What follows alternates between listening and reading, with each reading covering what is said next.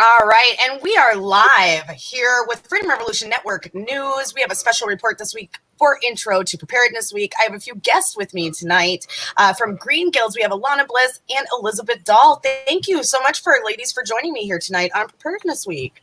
Yeah, thanks for having us. We're happy to be here. Oh, yeah, absolutely. I mean, I think preparedness is just one of those topics that you can never go over enough. Mm-hmm.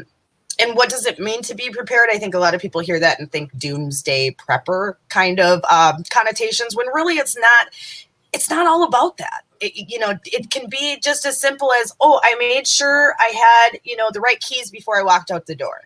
It doesn't have to be simple. And in the world that we're going to talk about tonight, permaculture, it is endless possibilities of options. It's about finding out what works for you and then using that to create closed loop systems that we'll explain tonight what that means. What is a closed loop system? Yeah. It can be very simple, but it also can be very complex, like what people have seen and probably feel hesitation, why maybe they wouldn't implement permaculture into their world. So how we're going to start tonight is we're going to have Alana sit there and tell us tonight about let's just start with the basis of permaculture. Let's go from there. As well as then from there, moving forward on what are things that we could just do for simple preparedness. So we're going to start with what is permaculture? What is a closed loop system? People might be like, what are you talking about, Scarlet? I have no clue. Okay, well, thank you. So permaculture was created in the 80s by Bill Mollison and David Holmgren and some other folks that were all about connecting disassociated fields. So for example, in nature, everything is connected. The tree is a home for multiple different organisms, and under the ground, the root systems are connected to mycelium, which in some cases, mycelium networks will find nutrients in a forest and bring them to a tree in need. So it's a totally interconnected web of life. And so when you look at, traditional academics, it's really separated. You've got this is architecture, this is agriculture, they're not connected. We don't talk. It's the same with medicine. The person studies, the circulatory system, or someone that studies the lungs, or, it's all broken up and fragmented. So permaculture is all about connecting and reestablishing the holistic perspective. It's a design science.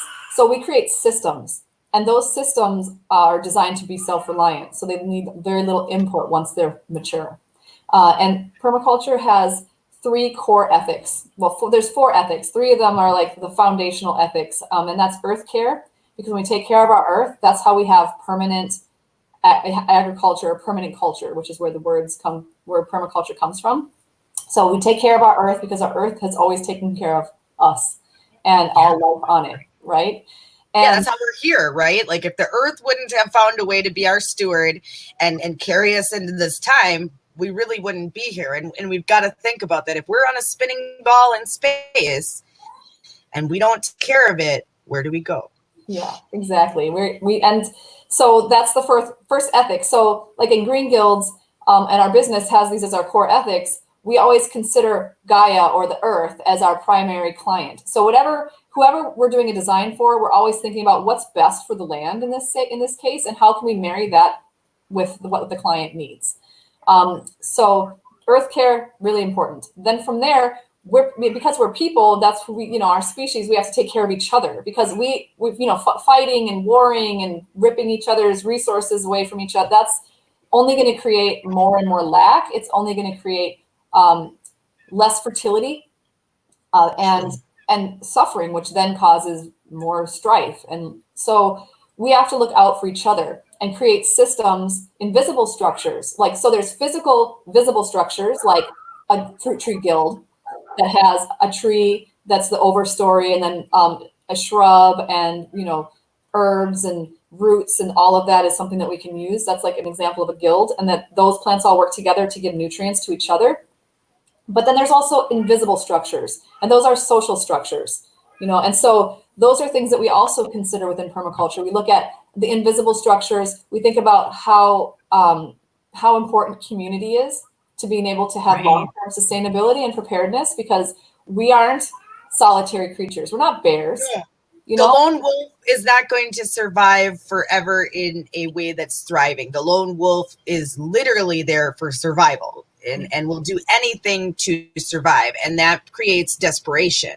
But when you could have a group or a community, there's a abundance that can be delivered out of that, right? Exactly. So part of preparedness is knowing your community, finding out what resources are around, and figuring out how you can create mutually supportive systems.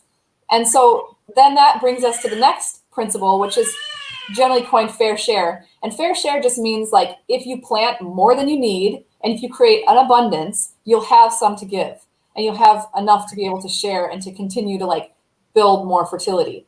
And so that also can be looked at in the context of the future generations. So traditionally, in the way that civilization has worked, is that we reduce fertility generation upon generation upon generation. But if we're thinking of fair share into the 7 generations down the line, or even in the next one, then we're bringing more fertility in. We're actually increasing fertility for future generations. And that's really important because that's also going back to earth care, but it's like, it's how we keep each other all vibrant, all fed. And there is the fourth ethic, which is transition ethic, which means that right now, we're using a lot of things that are unsustainable. Our lifestyles are pretty unsustainable. So we can utilize the resources we have available now to help us design and install a future, or design and create a future that is generally sustainable. Right. So, well, and generally sustainable is, I think, is the way to say it. It's nothing's going to be 100%. It still has the human factor, which then can change a few components. But I think that it's a basic framework for where people should start thinking about. We have to think about one thing that it always brings me back to is you think about even, let's say, like 100 years ago, homesteaders. They had permaculture. Yeah, they did. Actually, that's where permaculture came from. The other thing I forgot to mention is Bill Mollison and David Holmgren studied indigenous cultures around the world and looked at, and that's how he came up with these ethics. He said, what did they all have in common?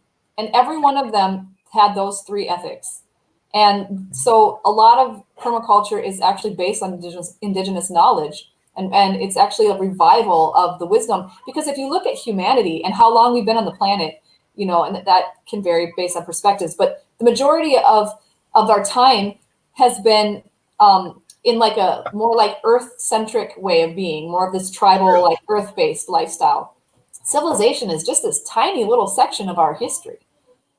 And we've done so much in that time. Modern history is even smaller than that. When you think about, what we live in as quote unquote the industrialized world, the actual amount of time that we have been able to create this world is so small in comparison to the rest of the Earth's time. Yeah. And we don't know if it can be sustained. And this is kind of what we're finding out. I think this is something that we've been noticing why permaculture is probably having a revival, is that we're hitting the brick wall with this industrialization. Yeah, and we're hitting that really becomes apparent when you look at the ecological footprint. And the ecological footprint is all about like how much land do we need to sustain the populations that we have, and whether that's built infrastructure or farmland or fisheries or like forests to like cycle the nutrients, even just simple oxygen, right? And like the level of pollution to being able to be like we put out through our society that's also reabsorbed by our forests and the oceans and stuff. So we have to look at like all of that. And then when you see what resources we have available, nearly every country, I mean, there's some that they call them debtors and creditors, but most countries are debtors, which means that they use more than they actually give back. And so, or that they even have available for that matter. So we're like actually living in a really unsustainable way. And in order to make a change and be prepared for what's inevitably coming, which is lack of fertility, Right. Yeah. We have to start being proactive. And that can start really small, but it's a change of the mindset. Yeah, I think that's really what it was about. And that's something that we had talked about with Matt and Laura earlier was, tiny home living. You're going from a mindset of a home, right? You have all these things, you might have opulence, you might have grand things. And then that world makes you think about what's actually important. Yeah. What do I actually need? do I need to take all these things? Something that people might not know about you is that you drove down to Costa Rica in a bus. Yeah. I'm sure getting rid of all your things and downsizing into a bus, we can also just basically, instead of talking about them, blame it into you, because you had to go through that process yourself of getting down to simplistics, what things actually meant to you, what did you want to bring, what didn't you want to bring, and that probably shaped a lot of your decisions that you make now, because when you make those steps, you start living in a mindset of, what do I actually need versus what do I want? Yeah. Which I think it's been a beautiful thing about COVID, is it slowed people down to realize, do I really need to go there? Do I really need to have to do these things? Was eating out all the time really that great? Yeah. It's made people eat at home more. So it's creating the mindset changes, I think, happen out of the events. But what you end up gaining in the end of it is a whole new way of life. Well, one of the principles of permaculture, so there's multiple principles of permaculture, and one of the principles is the problem is a resource, or the challenge is a resource. I mean, some people say the problem is a solution. I call it the challenge is a resource, because the challenge has the opportunity to provide a solution or a resource that you didn't even know you could possibly get. And I think that's really amazing. And it was funny, when you talked about the bus trip, I remembered, downsizing, and then we get down to Costa Rica, and then, the bus explodes out onto our land, not really literally, but, all their stuff. Right. Yeah, no, you got all your stuff out now. Yeah. And you never know. But and we got it all set up and built shelves for all of our things that we needed. And then our neighbor came over, and she was like looking at everything, and she goes, "You guys have more stuff than I've ever seen." And we were like, "Really? This is downsized." And then I went over to her house, and it was just bare. She might have had like a little statue of Jesus or Mary, or like some pictures of her kids. And other than that, there was nothing she just didn't absolutely need. And it really shook my perspective. I was like, dang, in the US, we just live like crazy abundant. Most of us are like collecting stuff all the time. Like, we have so much stuff in our space that we can't even feel our space, because it's just kind of, and so being in an environment like that was really wild. And part of it was functional. Literally the jungle would just eat your stuff, mold and insects. And so it wasn't advantageous to have it, but it really did shift my perspective. And we generally don't need a lot of what we have. No, we want it. We want it because of the convenience, and that's what we've been taught. But as far as actually needing it, and I think it's just because we've lived in an instant society where I get this now, instant. I can order something right now in 2 hours to my house. Yeah. That type of deal that has just kind of shifted people away from, what's simple. And the waste. What do I just need to live? Right? Like, the other thing that shocks me about our American society is the incredible amount of waste that we have. Like, I took a job as a carpenter when we got back, and every single screw that hit the ground went into the trash. And I was just kind of like, and all this wood, and I was like, dang, there's a lot of waste. And then I talked to one of the guys, and he's like, oh, this is nothing. Like, we were at another job, and there was a scissor lift. That there were 2 scissor lifts that we had that we couldn't get out of there in time. So they just drove them into the dumpster, and they threw them away. And like, that's only one little example. There's so many examples. You can go on and get free stuff everywhere.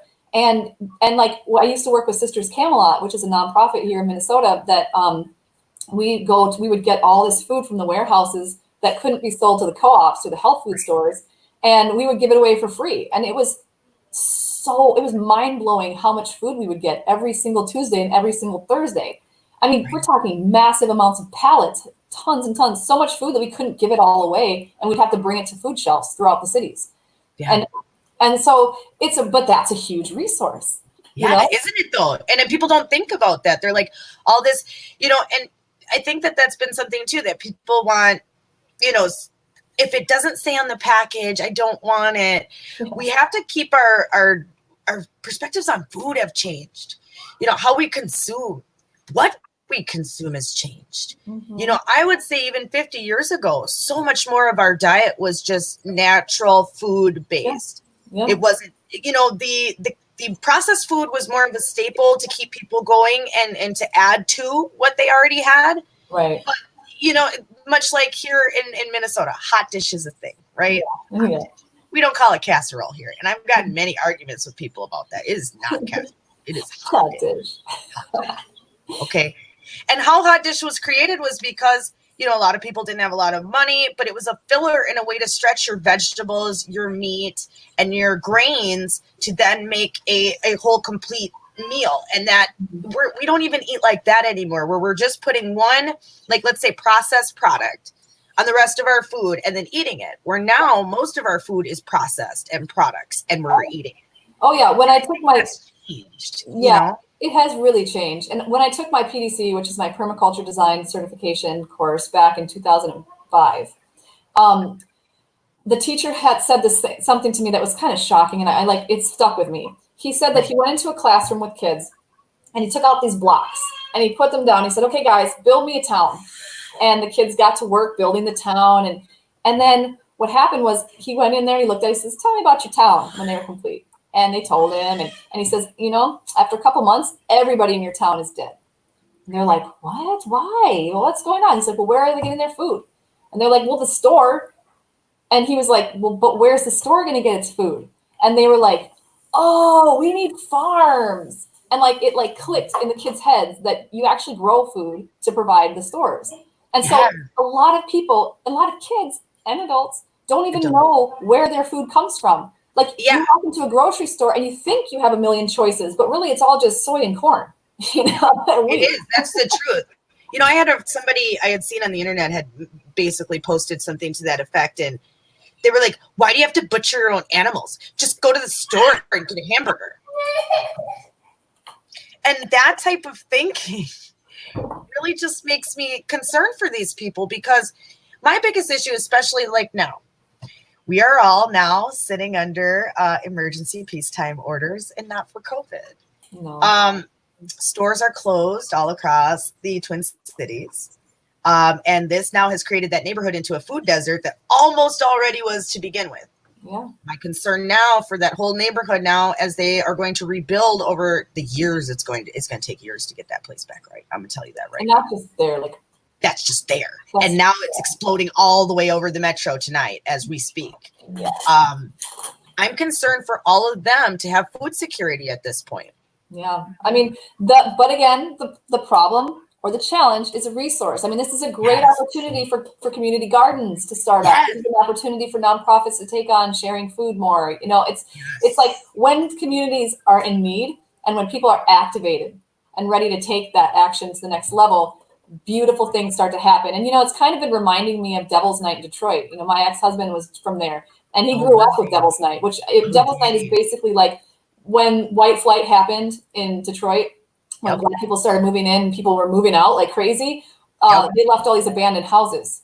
And so people started burning the houses every night on Devil's Night, which I don't remember if it was Halloween, but I think it was around that time. And so there was just fires all over the Detroit area. But and then after that, with the corruption and the bankruptcy and all the things that happened, the city went down hard. And now there's all these permaculture communities, all these organic gardens, community gardens popping up everywhere, and people are starting to have pride in their city. And like there's a lot of like local artists happening. And so it's a perfect example of the problem being the resource. And I'm hoping that there's enough of us in our community here that can spark those types of action. And I think there are, because Minneapolis and St. Paul are pretty activated places.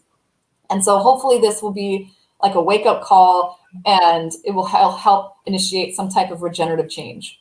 I hope so, because I'm really concerned. And that's why I think that preparedness is the most important point, starting from food, then going, you know, up the ladder.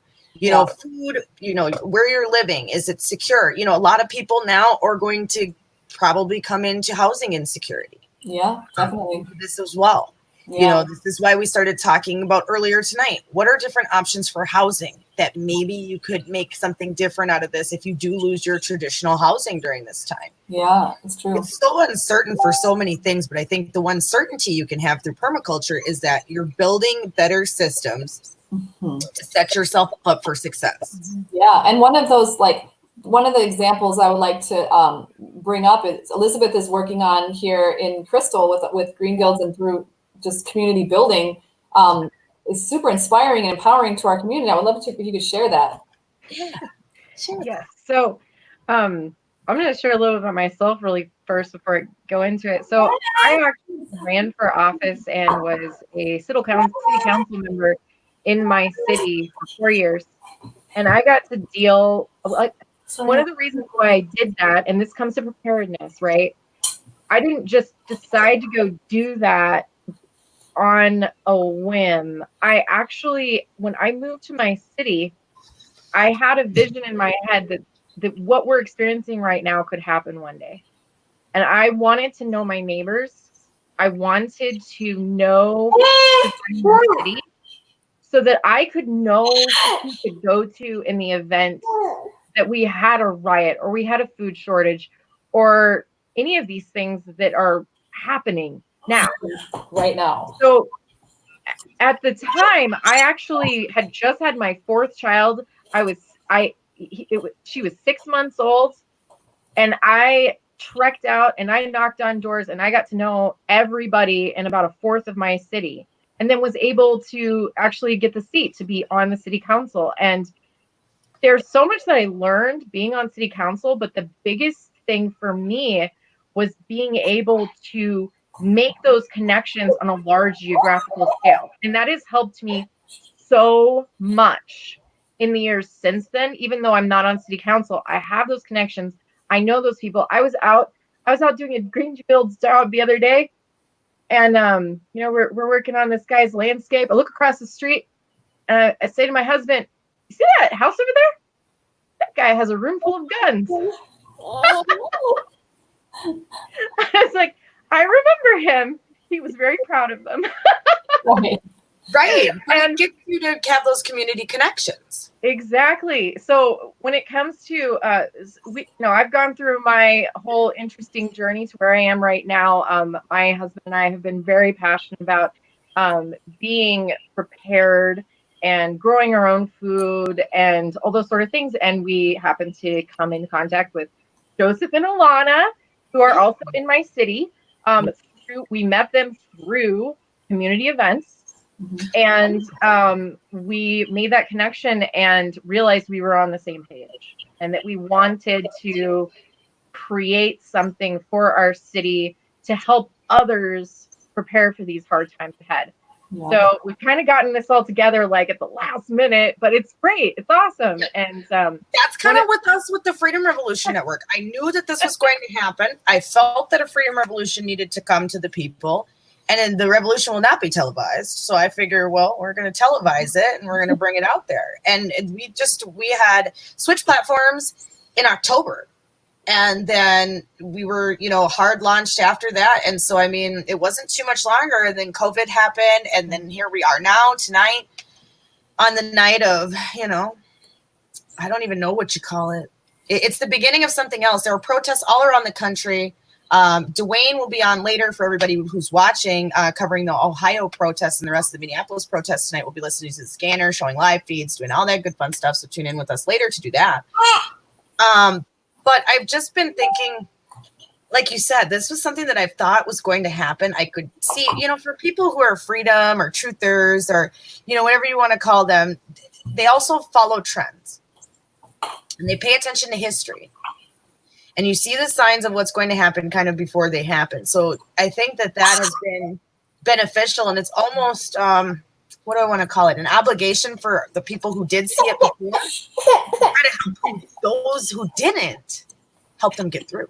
Right. Exactly. Raka? Yep, absolutely. I mean, I think it's interesting. I think we're going to have to be stewards for our communities, stewards for the ideas. Somebody's got to bring it up to people. And I think that's been a lot of the issue is just people don't know where to start. Well, people don't know how to get into it. It's true. And it's interesting because, decades ago after taking my PD, well, not decades, but when I was back when I was very young. I took my PDC and I was like, oh my gosh. And I knew like there was some stuff about to go down in my lifetime. Yeah. And so, we moved to Costa Rica and I've never felt more safe in my entire life. I knew that the world could fall apart all around me and I would be fine because I had food, water, fresh air, partnership, connection, family, community, all these things. And I just felt safe. And then we moved back here because one of our sons has special needs and we thought we'd get good therapies for him and support. And there's times where I feel really insecure here. because I know that if the systems around me were to fall, I would freeze. I would starve. You know what I mean? I could get water because we're in Minnesota. I could get air, you know, thankfully, which is now, you know, with COVID and with what's happening tonight with like this, you know, watching someone be literally suffocated in front of the nation of the world. Yeah, the nation, now the world, everybody, UK, we have had people from Australia watching the stream the other night. It's a worldwide issue now. Marfugel, who we are good friends with here on the network, Marfugel right now is live talking about his Minneapolis at the beginning. Yeah, and maybe, you know, it's kind of ironic though, because here we're talking about breath and breathing as one of our basic needs. And you know, we watched George Floyd get strangled. We've been hearing the stories of people dying with COVID and they're not being able to breathe. We feel smothered in the lockdown, but now burning plastic and buildings is polluting so much. So it's like poisoning our air now at the same time as we're trying to call for revolution. So like, it's because people don't know what else to do. No. They haven't been taught these new ways of living. They haven't been introduced to any of that because the systems that are in place are created for governmental design. Mm-hmm. It's not for the people, it's for the state. Protect state's assets, protecting the state's elements. You know, what can the state do instead of thinking, how do we teach the people? You know, it's that old saying, if you give a man a fish, you know, he'll come back the next day. But if you teach a man to fish, he can feed himself. Yes. And so, go ahead, Elizabeth. I was just going to say, these systems, they've been created to separate us. We just went through this huge, massive separation. We all have separation anxiety, I think, at this point. We don't know how to interact with each other. It's incredible seeing all of these people, no matter what you believe about the riots. It is kind of incredible to see all these people who were probably just weeks ago huddling in their house trying not to get sick. They are so tired of not being heard that they are risking so much to be together and bring about a revolution. And it doesn't matter what you believe about what's actually going on. That is the spirit of these people. Yeah. And it's very important that we hear it. And that's what they said. They weren't there for anything else. They were there for revolution. They were there to break the chains of the establishment. They were there to show them that these structures were no longer going to be tolerated in their space. Yeah. And I feel that needs to be heard. Yeah. They needed to come out immediately and say, you know what would you like to see? How would you like to see this occur? That's what a police department should come to for a community when they're burning things down. What do you guys want? Yeah. What can we do to help bridge that gap so that you feel comfortable, we feel like we're doing the things we're supposed to be doing, but also you as a community feel like you have skin in the game, which no one does. All they'd have to do tonight to stop some of this activity, which they can't stop it now because they let it fester too long, is start in a grand jury investigation, detain them for 72 hours. And at the very least, just investigate them on manslaughter first, because in that way you can throw that one out and then go charge for murder later. Yeah. But very least, I think that if they would have did that day one, the day they fired them and went to their houses and rounded them all up and put them in jail for at least the 72 hours in a discovery period, that would have calmed a lot of things down. Because for once in Minneapolis, we would have saw some action. If you, I, or Elizabeth went out and killed someone today, we'd all be in jail. Well, that's what the mayor said. That's what the mayor said. He said, if I did this, I'd be arrested. Yeah. And it's all because these people have no self-sustainability, unfortunately. The way that these systems were brought, the first cases of eminent domain in Minneapolis were actually with 35W and them bulldozing Black families out of their homes and moving them into these areas, and then gentrifying North Minneapolis to then make everybody who is Jewish, Black, and everybody who is a different race move all into those areas. Yep, red line. And keep themselves separate. Yeah, absolutely. Yep. So that's where this started. Yeah. And, I think that also, it's important to recognize that the people's rage outweighed their fear. Yep. That's really no one talked about COVID, nothing out there. Let me tell you what. And people were like, I don't care if the police shoot at us. I'm standing here. I'm holding my ground. I'm holding this space. And I thought that was so important. Because, the worst thing you can do during a pandemic is cultivate fear. Yeah. Because it depletes your immune system. It causes causes you so much stress. So then that stress makes your immune system weak. And then people are more susceptible. And that's all we've seen from mainstream media is fear, fear, fear. And so people were terrified, like you said, in their houses, and now what happened is finally that fear got to a point where it was like this big and the rage beneath it burst out. And now it's like, fuck, forget it. I'm not afraid. Like, I'm not afraid anymore. And that's, when you have rage and compassion together, that's the most pure power you can experience. It's like, and I'm not, not to say that's going on, but but there was though. I saw that. I saw rage and compassion. I saw people helping each other. I saw people passing out. Do you need water? Are you thirsty? Do you need something to drink? Do you need medical aid? People were just going around the parking lot, just asking people, are you in need of any medical aid? Do you need anything? Do you need any help? Yeah. The people actually did for once. And I was really surprised to see this they had the empathy for each other with the rage. The rage wasn't with each other. Yeah. People were hugging and people were embracing and talking. And it was a beautiful thing. Yeah.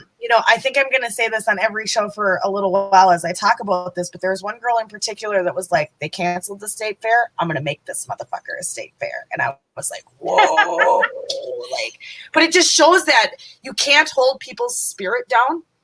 You can't hold back when humanity is rising. Mm-hmm. And you can't, and I think people are waking up to these narratives, and that's what's breaking away right now. And that's what it's about to have freedom, is to break away the old paradigms. You cannot be free through the chains of oppression, through these old systems. It just will not give you the abundance or the results that you want to see. Well, people say the system is broken, but honestly, it's doing exactly what it was meant to do. And race is a specific tool that has been used for a long time now to create borders and divide people. And it's not even a real thing. It's like ethnicity is real. Race is like something that's been used to confine and define. And like when we can start seeing that those systems that were established to keep people in line to become cogs in the wheel, the systems aren't designed for our well-being. They're designed for specific groups of people's well-being. And when we are able to look at that with sobriety and clarity and see that actually we don't want that system anymore. And that's what permaculture is really about. It's saying, you know what, this system of colonialization that has decimated Native Americans, enslaved Africans, and put white people in indentured servitude and all for the ruling classes, that system isn't actually beneficial to the majority of people. And we don't actually want to continue to support that. What we actually want to do is create something that's going to be earth care, people care, fair share centric. We're thinking about those things. We're thinking about the well-being of the whole. Like a mother takes care of her children. She's not out there going, oh, this one child is the best. You guys all just go away. I don't even want to look at you. That might happen sometimes, but for the most part, she's looking out for the whole, right? Yeah, there's individual nurturing in between that. Each one has its own special place, and you try to develop and help foster that relationship to grow. Mm-hmm. One of the things that people talk about when you have these libertarian or anarchist ideas, they start looking at you like, well, what about those people who can't? Like those people that are the downtrodden, those people that have special needs, those people who, for whatever reason, can't work or are incapable of bringing in an income. Yeah. Well, that's where this also gets really exciting. And that was one of the things that Alana wanted me to talk to you all about, because one of the ways that I've just created a little bit of permaculture in our backyard is recently we had we saw the need to get back to our community, right? So we live at an intersection. Our office is at this intersection. We have the near food shelf is just down the street. It's run by a bunch of little old ladies. They're the sweetest people. There's these little old ladies. They've ran it for years. And then on the other side of the street is a church with a giant parking lot. Now, we wanted to be able to give back to the community, and we also want to be able to get people growing their own food. So what we're doing is we're putting together a drive-through plant sale. So social distancing, all that fun stuff. Curbside. Really it's all about just providing options for people. Make sure there's a way that if people don't want to have contact, they don't, but those who want to pick up their stuff can. And that way you're giving options for everyone. Right. But it was so cool because I actually called my city manager first and I asked her, hey, we want to put up together this big plant sale and give 20% to NEAR. She was like, oh, that sounds great. Okay, where could we put it? Oh, why didn't you ask that church? Oh, that's right. They're right across the street from me. She said that church had reached out to her during COVID and had been very much wanting to help in any way that they could. So I got a call from the pastor and he said, she beat me to it. She told him all about it. He calls me and he says, we would love to let you use our parking lot. And we'd also like to help you with volunteers. Oh, so right. We're going to be able to help people grow their gardens and feed their communities. Right. It's all going to happen at the same time. And we're going to set it up in such a way that as people go through and pick up their plants, that there will be people that are somewhat an expert of the things that they are selling and can tell them, oh, this is the plant that you need that will give you the best tomatoes for your hamburgers or something like that.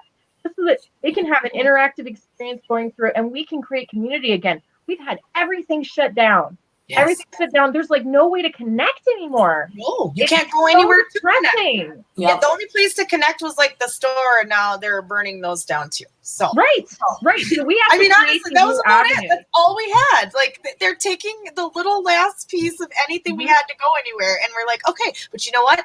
What we do is we adapt. And the best way to adapt is to come up with new ideas. And especially with the plants. The plant is really an exciting idea because plants help people. And I'm calling them Liberty Gardens this year. Yeah. Because I feel like it's a way to have freedom and bring liberty, much like the Victory Gardens of the 1940s in World War II. That's even if you're just growing something that you would normally purchase. In the end, you're still saving yourself that purchase down the line. Yep. And people just like cucumbers, and you're like, I want to grow cucumbers and I'll grow a plant so then I don't have to buy 5 extra ones, this year. And also your hands are in the soil, which there's like all these studies that have proven that gardening reduces depression and helps you feel more connected. And like actually B12 is in the soil. So you're like nurturing yourself while you're touching it. You know what I'm saying? So and then another cool thing about this is all these plants that we're getting, they were all going to die because what happened was when COVID hit, a lot of the people who had ordered them, they pulled out because they didn't have the ability to do it anymore, like the Friends Plant Sale, for example. So we were like, well, we can get these out. We know we can get these out. Pot those up. Don't let them die. We'll help you get rid of them. Like not get rid of, but get them to the people, to the gardens, right? To the Liberty Gardens. Yeah, well, and because too, we until recently, I think it was only like 2 weeks ago that they had allowed garden centers to even be open. So I'm sure a lot of the orders that they were going to have fell through, and they didn't even know if they were going to be able to be open to even distribute. Yeah, and a lot of things died that way. And the businesses that are growing the plants aren't able to justify paying people to pot them up so that they can survive. Right. And, I wanted to kind of go over the Maslow's hierarchy of needs because it was really relevant to the systems that we're creating into permaculture and preparedness. Because we have to know, how do we build up? And, so according to that, we have to fulfill our physiological needs if those needs aren't being fulfilled, then we're going to literally die. Like, we won't necessarily die if we don't have belonging, but we will literally die if we don't have, breathing, food, water, sex, sleep. Well, I don't think we'd die if we didn't have sex, but we wouldn't reproduce. Well, we couldn't reproduce though, so we didn't have any more babies. Yeah, I know. Sleep, homeostasis, and exercise. So those are things that are like our physical needs. We actually need them. And shelter is a part of that, but actually shelter is the next one up. So when we have those things, because you can live on the street and not have shelter and still survive.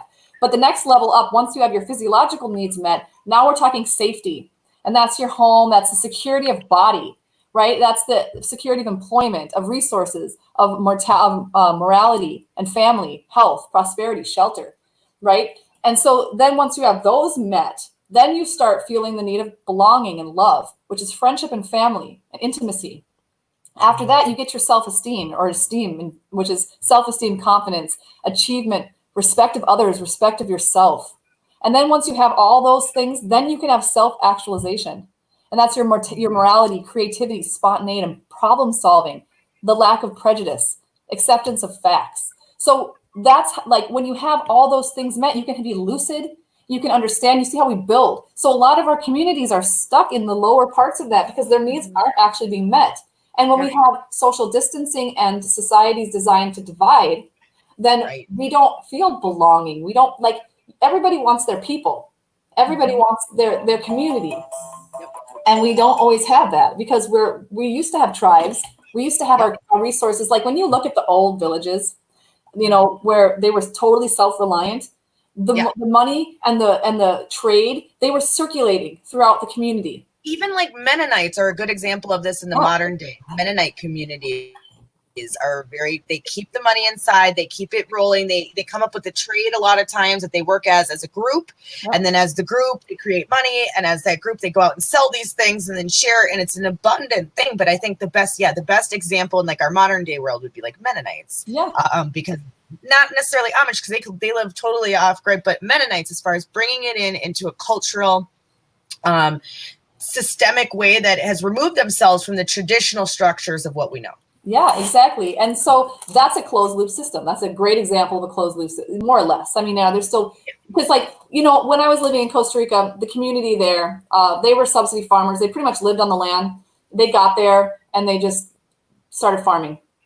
And I asked one of my neighbors, they'd only had electricity for like, you know, within his lifetime, 50 years.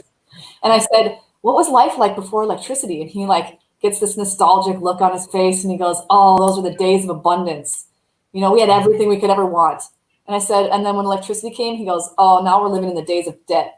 He goes, and because what happened was the resources started leaving the community. And then they got like TVs and stores and, you know, all these things started coming in and the community just lost like Pepsi Cola, all this stuff. You know, they just like started leaving the community. And then all of a sudden they had to start worrying about making money. So then they started planting coffee and having cows and living. And then he said when the TV came, it was the most intense because now they wanted more and they could never have enough.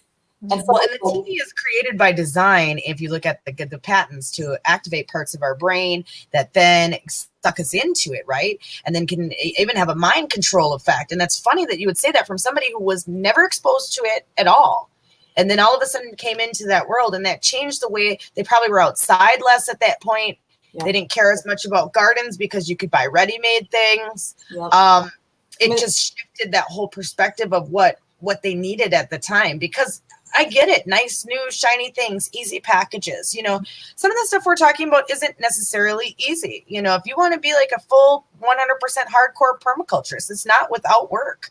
No, you know what, that's ultimately what all we need to do. We used to be hardcore. We used to be tough. Like looking at the people in that village taught me that a lot. Like they were so hardcore, honestly. Like they were out there working every day and they didn't actually lose their gardens because they were so poor. Right. They needed them. They had to have them because otherwise they wouldn't survive. They'd buy the alcohol. They'd buy the, you know, candy, soda, washing. But growing the food was important. Yeah. Absolutely. Even my grandmother grew a garden when she came up from Mississippi because there's a lot of disparities and things. And so the way to do it was raise gardens. Lots of slaves raised gardens, found ways to use entrails and pieces that weren't necessarily as appetizing from animals to get themselves through. Chitlins and all that hog balls. But it was made out of necessity. So it was like either we find a way to use these scraps that they give us or we don't eat. Yeah. And I think that just even trying to figure out, it's about comfort. When it comes down to brass tacks, you can't be comfortable if you really want to thrive, if you really want to create that abundance, if you really want to create that closed loop of permaculture, you can't be comfortable. No, you have to be activated. And, you know, you can take breaks and relax. I mean, there were so many times where we'd be like busting it, sweating in the field. And then we're like, oh, I got to go lay in the hammock for like an hour. Right. And, But you could do that though, because you had this lifestyle that afforded you that time if you needed to take it. Yeah. But there's also the henny penny thing. So if you don't take time to plant the seed and then harvest the wheat and then grind it to make the bread and bake it, it won't be there. And here in Minnesota, we're doing it too. I mean, in our backyard, we've got our chickens, we've got our food forests, we've got perennials. And I mean, lamb's quarter comes up like crazy. I eat that all the time. Like, that's my favorite green. I'm like out there like weeding lamb's quarter, eating every single time I pull it up, and it's everywhere. So that's another part of preparedness, is learning what plants are edible in your area. And that detail changes from place to place. So that's another of the principles of permaculture, is that you plan from patterns to details. And the pattern is going to be the same no matter whether you're here in Europe, in Costa Rica, in Africa, wherever you are. Sorry, no, that's okay. I said Europe, which is wherever you are. Yeah, anywhere. Anywhere. And wherever you are, the pattern is going to be the same, right? So, for example, in a food forest. So when we're cultivating a forest in our backyard, which is what we're doing, we consider all the different layers. Right? There's the overstory canopy. Then there's the understory trees. You got your shrubs. You got your herb layer, your ground covers, your roots, your vines. You've got your emergence, and you've got your mycelium, right? And so that pattern is the same every single place, more or less. Sometimes it's less complicated, like in the Arctic, right? But in most of the world, that's the pattern. And so what you do is, where you live, you start thinking about, okay, what nitrogen fixing plants are in my area? What trees, canopy trees that produce food can I put here? And then what, understory trees that produce food can I put there in a similar space? So you're stacking those functions, making a lot in a little bit of space. Right. Because I think people think that, with permaculture too, they're probably hearing permaculture and think, oh, I need tons of land. No. I have been to Alana's home and she has a banging structure out there. Absolutely amazing. I mean, she's got chickens, she's got bees, she's got everything out there. It's amazing. It's just amazing. Absolutely just fantastic. I mean, you're going to have water structures out there, but just the fact that you have got every space for every place, and you figured out how that works in your own soil. You found how that works at your home and what can work the best for you. And maybe everybody's backyard might not look that way. But it could be just as simple as, if you've never planted an herb garden before, bringing that in. It doesn't be expansive. It can just be very simple. It can be. It could be as simple as getting like a salad spinner and some lentils and making sprouts. It could be as simple as getting a setup for some microgreens in your own basement and a grow light. You can get it at any hardware store. And if you and then, I will never starve because I've got my sprouts. And you grow out certain ones to produce seeds so that you always have more, or you find you get a big bulk bag of it, and then every summer you grow it enough to have more seed. And then you're just you have at least that. I mean, granted, you probably wouldn't want to sustain your life forever on sprouts, microgreens, and lentils, but you can, you can. You could if you needed to. Yeah. You could if you needed to, and eggs, you get your chickens. And, last year or 2 years ago, we had a baby, so we were a little lacking, but 2 years ago, when it was like the Arctic freeze in Minnesota, and everyone was talking about, oh, it's colder here than Antarctica. Our chickens produce eggs all year round, the entire winter, with no heat source, because we use passive solar thermal mass in the coop, right? Yep. And that, just taking those design concepts that you find in permaculture, that's the architecture stuff, because permaculture integrates architecture, and you start saying, okay, what can I do to tweak this little thing to make it more productive, more efficient, and less energy for me to have to put into it? Because a lot of times permaculturists are considered lazy gardeners, because you're like, well, actually, I want nature to work for me, so I'm going to put the chickens over here, and then after that, they're going to prepare the garden bed. I'll move them, and then I'll put my garden there, and it'll be fertile. Yep. Exactly. And it's smart. Work smarter, not harder, is what people really should be doing when it comes down to it. If you can utilize these ways, and the universe provides for you. So if the earth is providing this mechanism for you, why are we bypassing the mechanism? See, that's what I don't get about that. Let's bypass the earth's natural ability to do these things, and then let's try not to do it that way, and then wonder why things don't work out so well. Why, big ag is an issue, and why they at times lose whole crops, and because they don't think of a contingency plan. They're not thinking about what's actually going on. They're thinking about large-term goals, and everything must be perfect.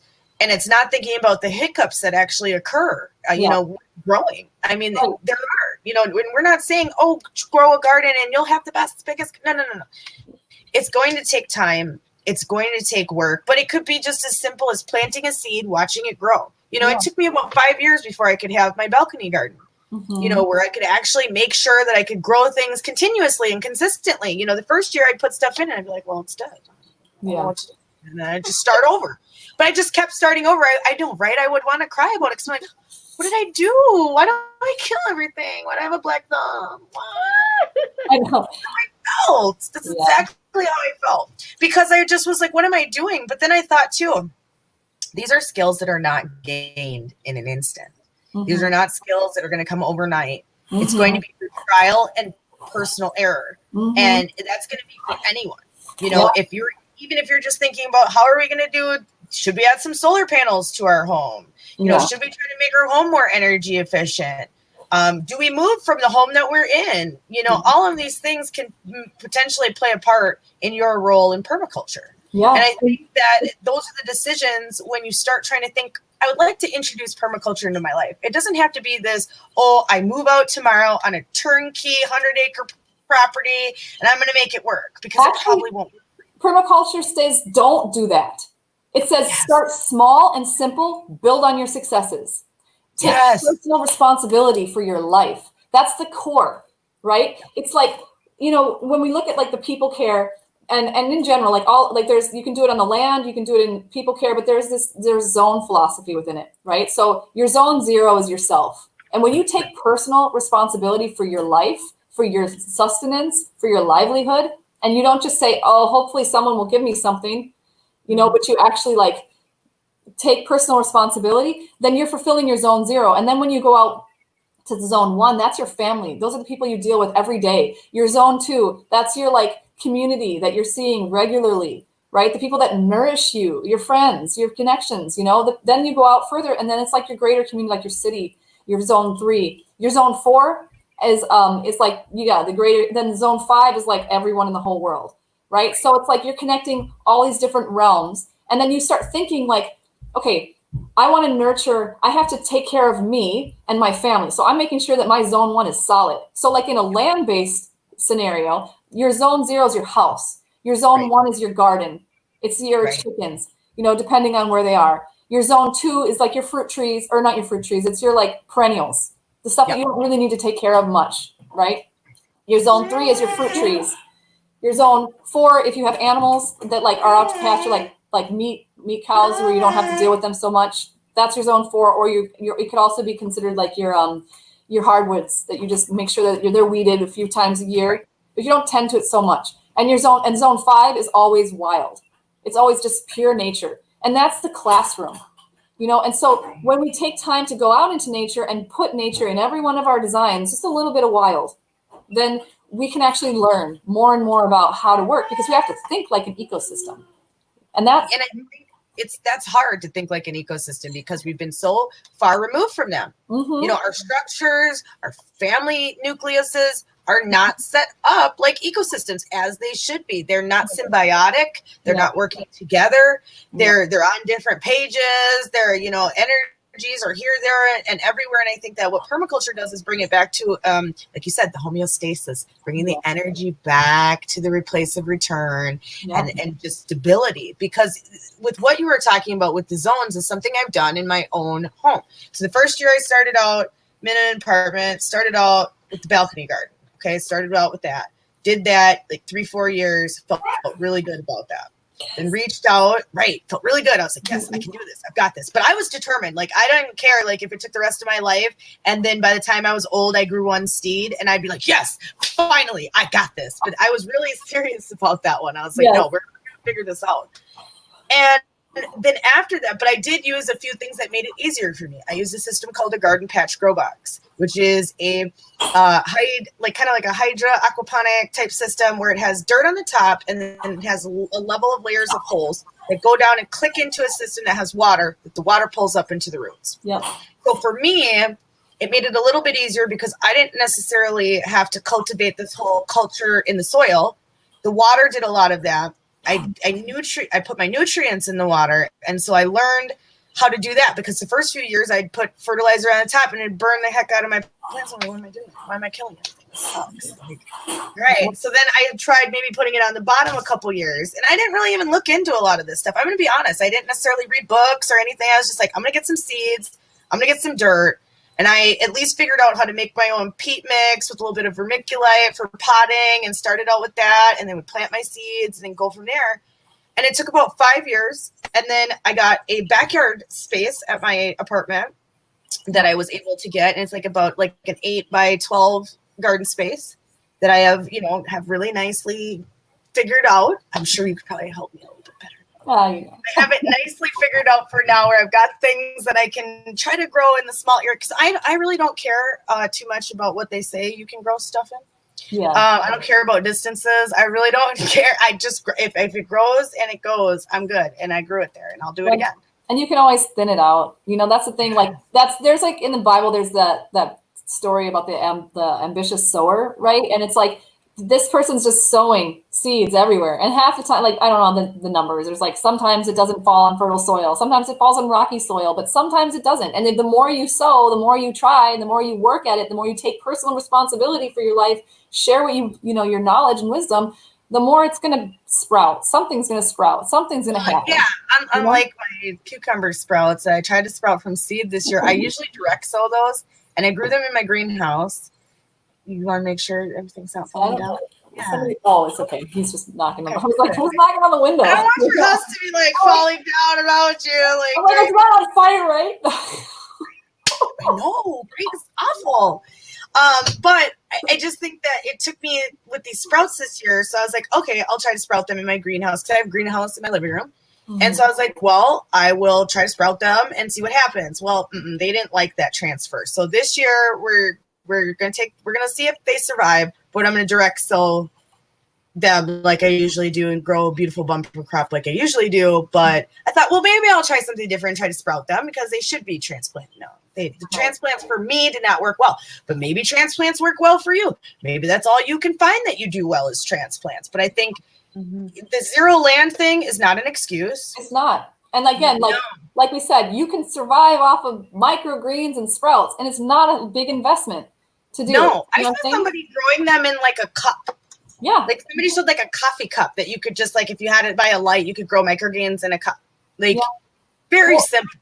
So that's, I think that's a big part of like this changing the mindset, the lens of permaculture, of being able to see it, and be like, take off the glasses of like the I can't and the I don't have responsibility and I'm dependent, and start thinking about like, what are the little things I can do in my day-to-day life, like starting sprouting, or planting seeds in my living room, or, asking a local, if I don't have land, finding some local like abandoned lot somewhere and working with your community to make working at a farm and ask the farmer to, hey, you think you'd give me some space to grow some food, you know?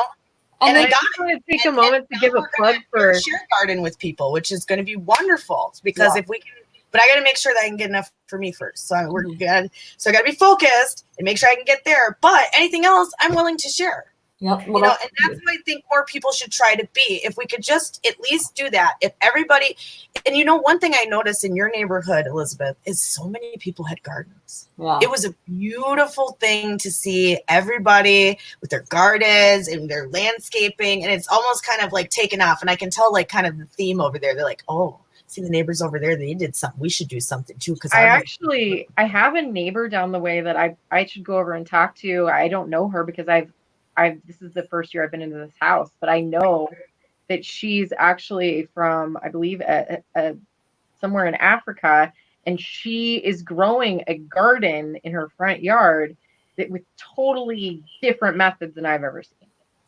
Right. So it's really cool if you start looking at what your neighbors doing, you start delving into this stuff.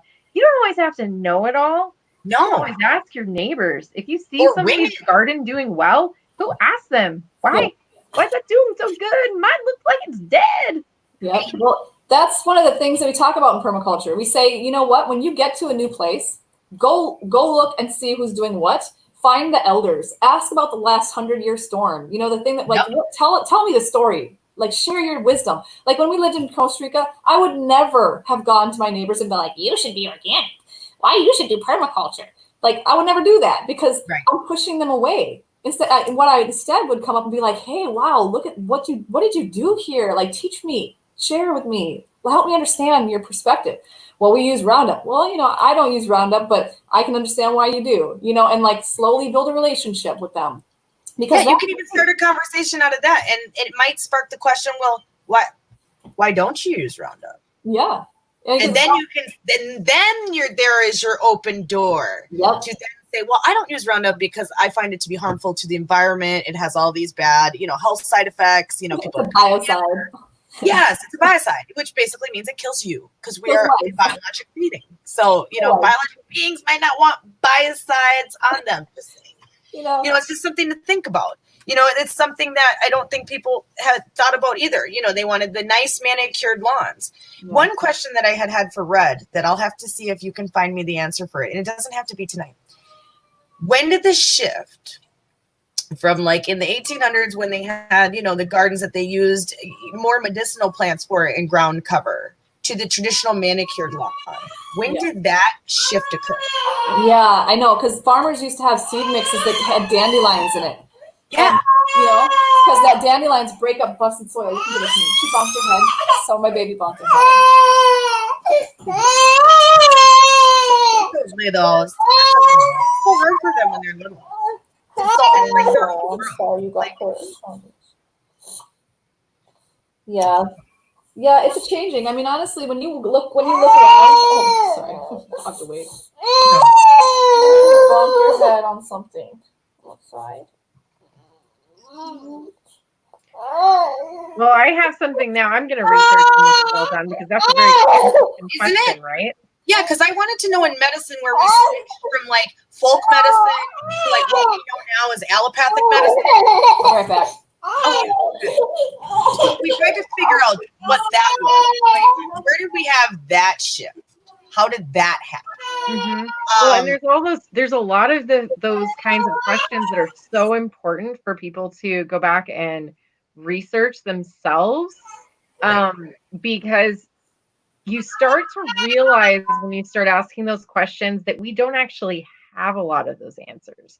And sometimes the reason why we started down a path had nothing to do with science. It had nothing to do with any real proof. It had to do with traditions that just happened to be convenient at the time. Right. So, and a lot of times things like that also have to do with power grabs in different situations. So I know, I mean, from my own opinion, I'm very interested in homeopathy, and I pursue that in a lot of care for my own family. And there was a time when homeopaths, that was how you got help. Yep. During the most doctors had a kit. Mm-hmm, most doctors had a kit. They say during the Spanish it was the Spanish flu. Correct. That no one treated by a homeopathic doctor. They have no record of anyone dying. Wow. So that's a big deal. Yeah, and so as much as everyone's freaking out about the pandemic, part of me is just really interested, like on another level, what's going to be the right homeopathic remedy for this? What would help people? Interesting. I will. As soon as Dr. Anna Jackson sends me the list, she has a list that she gave out to her patients of 5 homeopathic remedies that they're using for COVID and for flu and cold. Oh, that's so interesting. Yeah. Yeah. And so she knows. And then she has a homeopathic pharmacy, and they made COVID-19 homeoprophylaxis. Really? Yeah. So there's a homeoprophylaxis of COVID-19. So I'll get you hooked up with that. So I want to get hooked up. So I wanted to say before, I don't know how much longer you wanted to go here, but I also wanted to give us a little plug for Green Guilds. So our website is greenguilds, GUILDS.com. And if you look us up on Facebook, we have our regular Facebook page that's for our business, but then we also have a group Facebook page that's called Minnesota Green Guilds. And what we really want to do with that page is we want to build that as a community for people who want to learn more about what we're talking about, who want to be able to grow their gardens. I mean, we're making this especially for our clients, right? The people that live right here in Minnesota. But we are so interested in anyone who wants to learn more about what we're doing. We'd like you to be a part of it. If you already are pursuing it, we'd love you to share what you're learning, how you're growing your plants. It's just so important for us to create that community. Yeah, it is. And that kind of brings me into like something I wanted to touch base on real quick. So we have the opportunity to design our own cultures.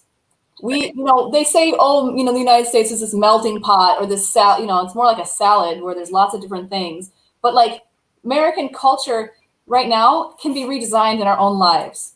And part of that, well, when we do that in permaculture, we look at it and we say, okay, what is culture? It's food, clothing, music. It's like the way you express yourself, right? And so when we're looking at that, there's this like group culture that we want to support, right? And we come up with that together as a group. We don't just do it like I'm going to be the dictator and I'm going to tell everybody what it is. We like decide, okay, who wants to be in this culture with us? Start building with your family, your community, and then you look at what gains do we all want. And that can be yields, that can be money, that can be time together, that can be like support, whatever it is that we want, And then we say, well, what gives? What things are we going to give back? Like, how are we going to support other people? How are we going to support those people who literally can't support themselves? As a mother of a child with special needs, I think about that. I think about, well, what's going to be his life? Is he always going to be dependent? And so what can we do to create something where we give to each other, where we feel nourished? And the gift economy is such a beautiful concept because you can have everything you need just by the love of giving. And then the groans, like, well, what are the things that we're struggling with as a community? What are the things that are hard for us to be able to process? And this is a perfect example right now with what we're going through. Like, police brutality is a pretty big groan. Being separated and economic. But what could help that in permaculture? People care. Yes, exactly. Right. So and then as a group, we create our guidelines. We say, you know what? The guideline is respect and integrity. Those are like some fundamental guidelines. We're also going to have self-empowerment and community empowerment. There's lots of things you can come up with, but those are just a couple examples. And when you're doing those, like the 4 Gs, right, which is gains, gives, groans, and guidelines, as a group, when you can create those things, then you can actually start creating a culture together and decide like how can we grow what we need within this to support ourselves, whether it's actual food or whether it's, a feeling of solidarity or whether it's clothes, because, you get creative. I mean, people are amazing. And if you look at those older, like model self-reliant villages and you say, well, what did they have? You had the baker and you had the farmer and the metalsmith, blacksmith, yes. I was like, oh, and then I was going to brain fart too. I was like, oh, no. The guy that uses the hammer thing. And, yeah. And I was like, okay, yes, got it in my head. All right. Right. And so like we start deciding like, what do we want as a community? And it's interesting because in permaculture, you think of there's a saying, it says, think and act locally and globally. Right. And especially now with the internet, we can think, act locally and globally. And so that's like focusing on the patterns. So the pattern is create the group culture, create the group mind. The word mastermind can never be one person because a mastermind is actually something that's created when 2 or more people are together. It's the mind that you get together as a group. It's not a one-person thing. As soon as the mastermind was taken on and say, oh, that guy's a mastermind. Well, then you actually can never be a mastermind alone.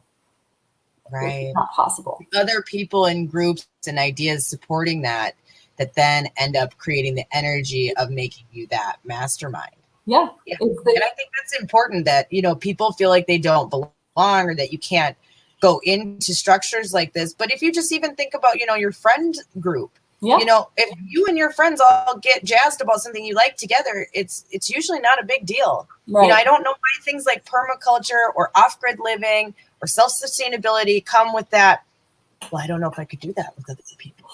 Yeah. Like, it is one of those things I've noticed that they're like, I have to do it all by myself. And it's like, that makes it so hard and less attainable. Yeah. The one thing, if we're going to change and have some type of revolution, there's going to power in numbers. There is. There is. Yep. And Oh, go ahead, Elizabeth. I was just going to say, one of the things that I experienced also when I served on city council. Now, it's one thing when you're in a giant city like Minneapolis, you apparently have to start riots to get people to listen to you. Right. But in these smaller cities, these smaller suburbs, we have about 28,000 people in Crystal. Okay, so it's not tiny, it's smaller.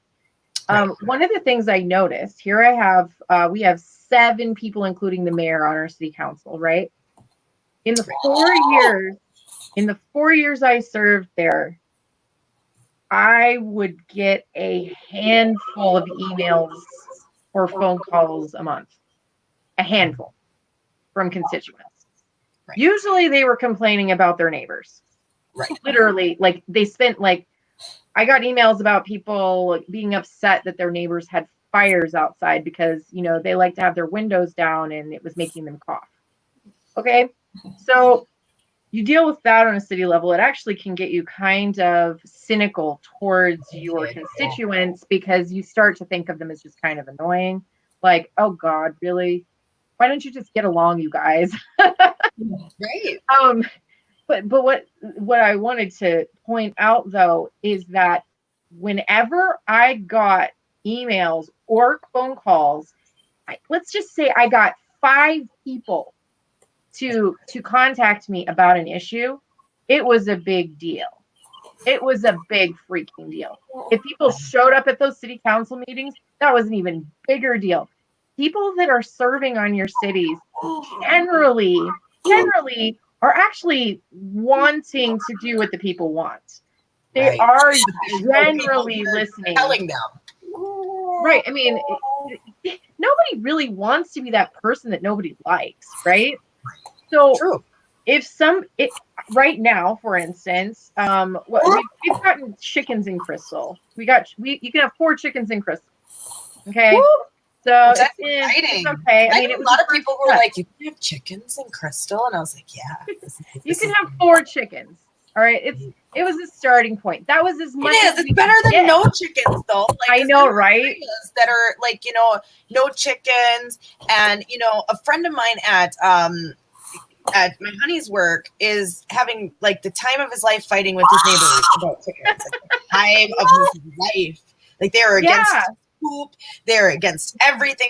They even called because the zoning wasn't correct and it was too close to another building that they knew that there was a code for it, and so now they had to tear down their group. I mean, it's nuts. I think if we were taught how to interact with local government, start small and grow bigger, and we were taught, how to interact even with each other on a local level, neighborhood level, even how do you even talk to your neighbors? Because 9 times out of 10 now it turns into potential Fields and McCoys instantly. There is no happy medium with that, and I think it goes back to education, and we're going to have to retrain our communities that if you want something done, and you want something done at, let's say, the city level, you need to go to the people at the city. They're the ones. They're the ones who can help out if it's policy-wise or if it's even just, a helping push for businesses or something. Contact the city council. Maybe they could help. If you're in the city and this business is in their chamber of commerce, then they can try to talk to them about, hey, our constituents are upset about whatever this issue is. But we've got to start on that local, small level, reaching out and telling people this is how you need to contact people if there's an issue. This is basic civics. I mean, we totally lost it, but I think we're going to have to go back to almost an infantile level of teaching people to get back to life. And I think even before that, we have to start figuring out what do we all have in common. I don't want to hear black, white, red, blue. I just want to hear how can we connect. And I'm saying, I honor that there is oppression. I do. And and there's inequality. And that's why first we have to figure out our commonalities, understand that we all have basic needs. And that's why I brought up that hierarchy of needs, Maslow's hierarchy of needs, because it's every single person has that. And so we know how can we find ways to really connect. And you know what? It's better, in my opinion, to be at peace and to connect with someone than to be right. So when I go about that, when I'm talking to someone I totally disagree with, sometimes I'll hold my opinion on something because I'm like, I don't know you very well. I don't want to spend my time fighting with you. Last thing, I want to understand the things we do have in common. Let me just search for those things. Like, what's important to you? Oh, you know what? Hey, that's important to me too. Family's important. Air is important. Breathing is important. And like those kinds of things are like, that's where we have to start so that we can create more and more unity and connectivity. Mhm. Well, everybody's good at something. And I think we forget that everybody has their own skills that they bring. Your one day might not be something, but you're good at something. And no worries. That's what's important about basically identifying these things, right? So identifying these things and what they look like in our communities, I think are important. So then once we can identify it, then we can move it up to the next level. But we have to just, what is it? What does it look like? What is it going to look like for us? For a while, I was pretty passionate on trying to help people run for local office because I do really believe in going the roots up kind of idea instead of top down. Like you want to, get those roots solid, make sure that people are making some solid foundation in their communities so they can build a future that we all want to be a part of, right? Yes. When I was helping people run for office, what I often noticed is there's different kinds of personalities that decide they want to go do that, right? And a lot of times those people who want to do that are not actually really fit for the position. There are activists, and then there are people that are much better at listening and mediating. Mm-hmm. And one of the things what I found is you really need both. You really need both for a government to work well. Because, if I'm up there and I'm listening and mediating with my constituents, I'm trying to make things good. I'm trying to get those neighbors not to be fighting with each other. I'm trying to make make everybody happy, right? I mean, that's basically what your job is, unfortunately. That's what it comes down to. Yeah, in government in general, you're trying to balance things. It's just the structures that they created make it hard for balance, right? Right. But what I so wish, I found that I can't really educate from that position. It's really difficult because you want people to feel heard. So if you are coming at people all the time with information, you're not going to be a very good leader. It's really hard. So what's really great, what I loved, is when people came in and they were the activists and they came in with the information and they gave me all the status, the statistics, and they showed me how, and then I could show others and I say, oh yeah, that guy, you know what? He has 10 chickens and it's okay. I don't have to argue for it. I can show it through the lives of other people. And that's the best combination. So coming back to the permaculture thing, it's just everyone doesn't need to run for office. It's a bad idea. We've got to have people doing a lot of different things and using their strengths and recognizing their weaknesses. Yes. And one of the coolest things about a community, we're all looking to figure out, okay, who am I? What is it that I'm good at? I think from a very young age, kids are searching for that. They're kind of looking fit in. I mean, even as an adult, do these people actually really like me? Are my connections that I'm creating genuine? Right. I think that's a concern that we all have, even as adults. Yeah. So it's almost like at a certain point in people's lives, if they've really been listening to people around them and they're really, pursuing their heartstream, at a certain point, the community ordains you. The community starts speaking into your life and says, wow, you're good at that. And that is what you should be listening to. When you start hearing people saying it over and over and over again, that's when you know, oh, wait, that's what I do. And it's not like everybody else. Right. So that's where the people and permaculture comes in. And that's where I personally am most excited, That's why I keep talking about government, because here, Alana, she's talking about the gardens Permaculture growing creates from its own that side. individual government. It's its own governing structure, right? So that's why you keep bringing the parallel to government, because permaculture is a governing structure, right? Yep. It's holding your whole.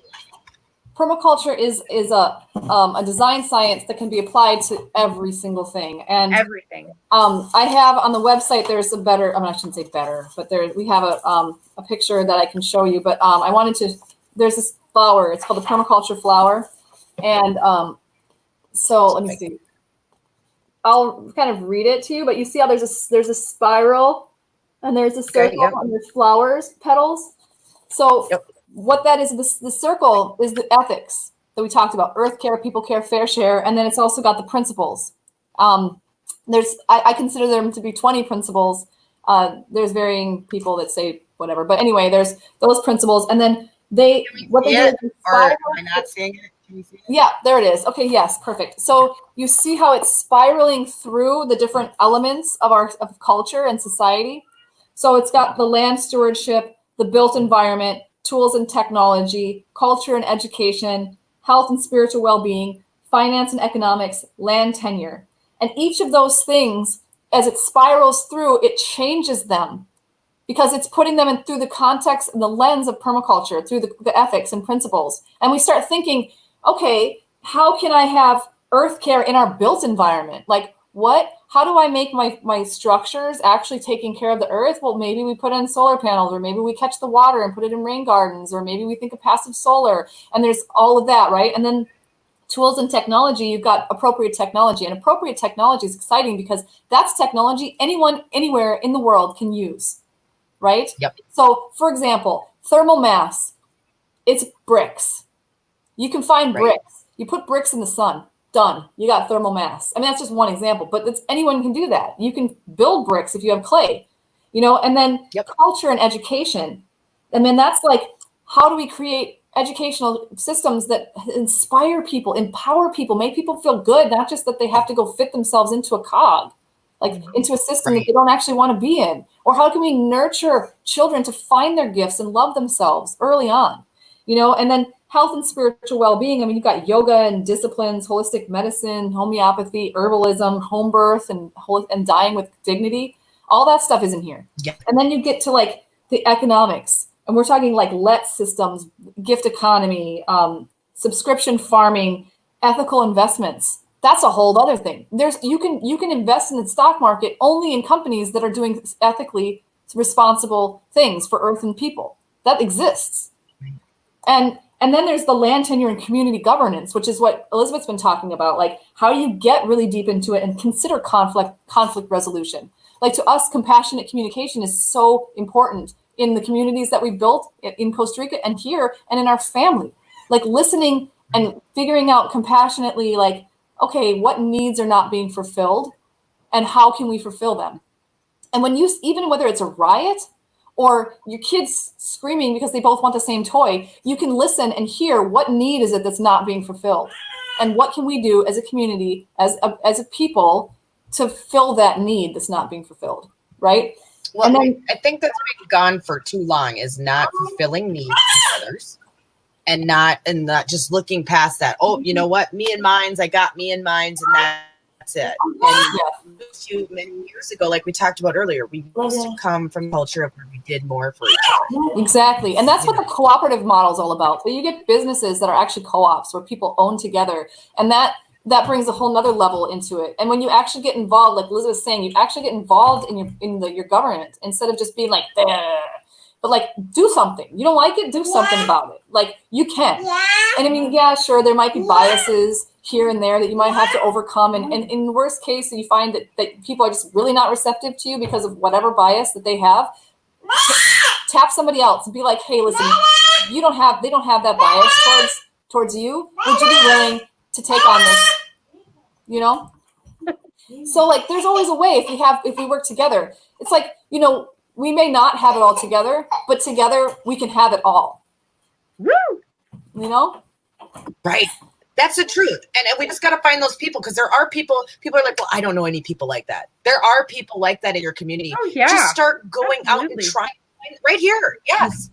We found our own community. You know what I mean? Elizabeth, I found you through means, you found Alana through means, and now we have found each other. Yep. And now we're going to work together on a bigger and better and greater thing. And that's something we can talk about right now. So we have decided to partner together.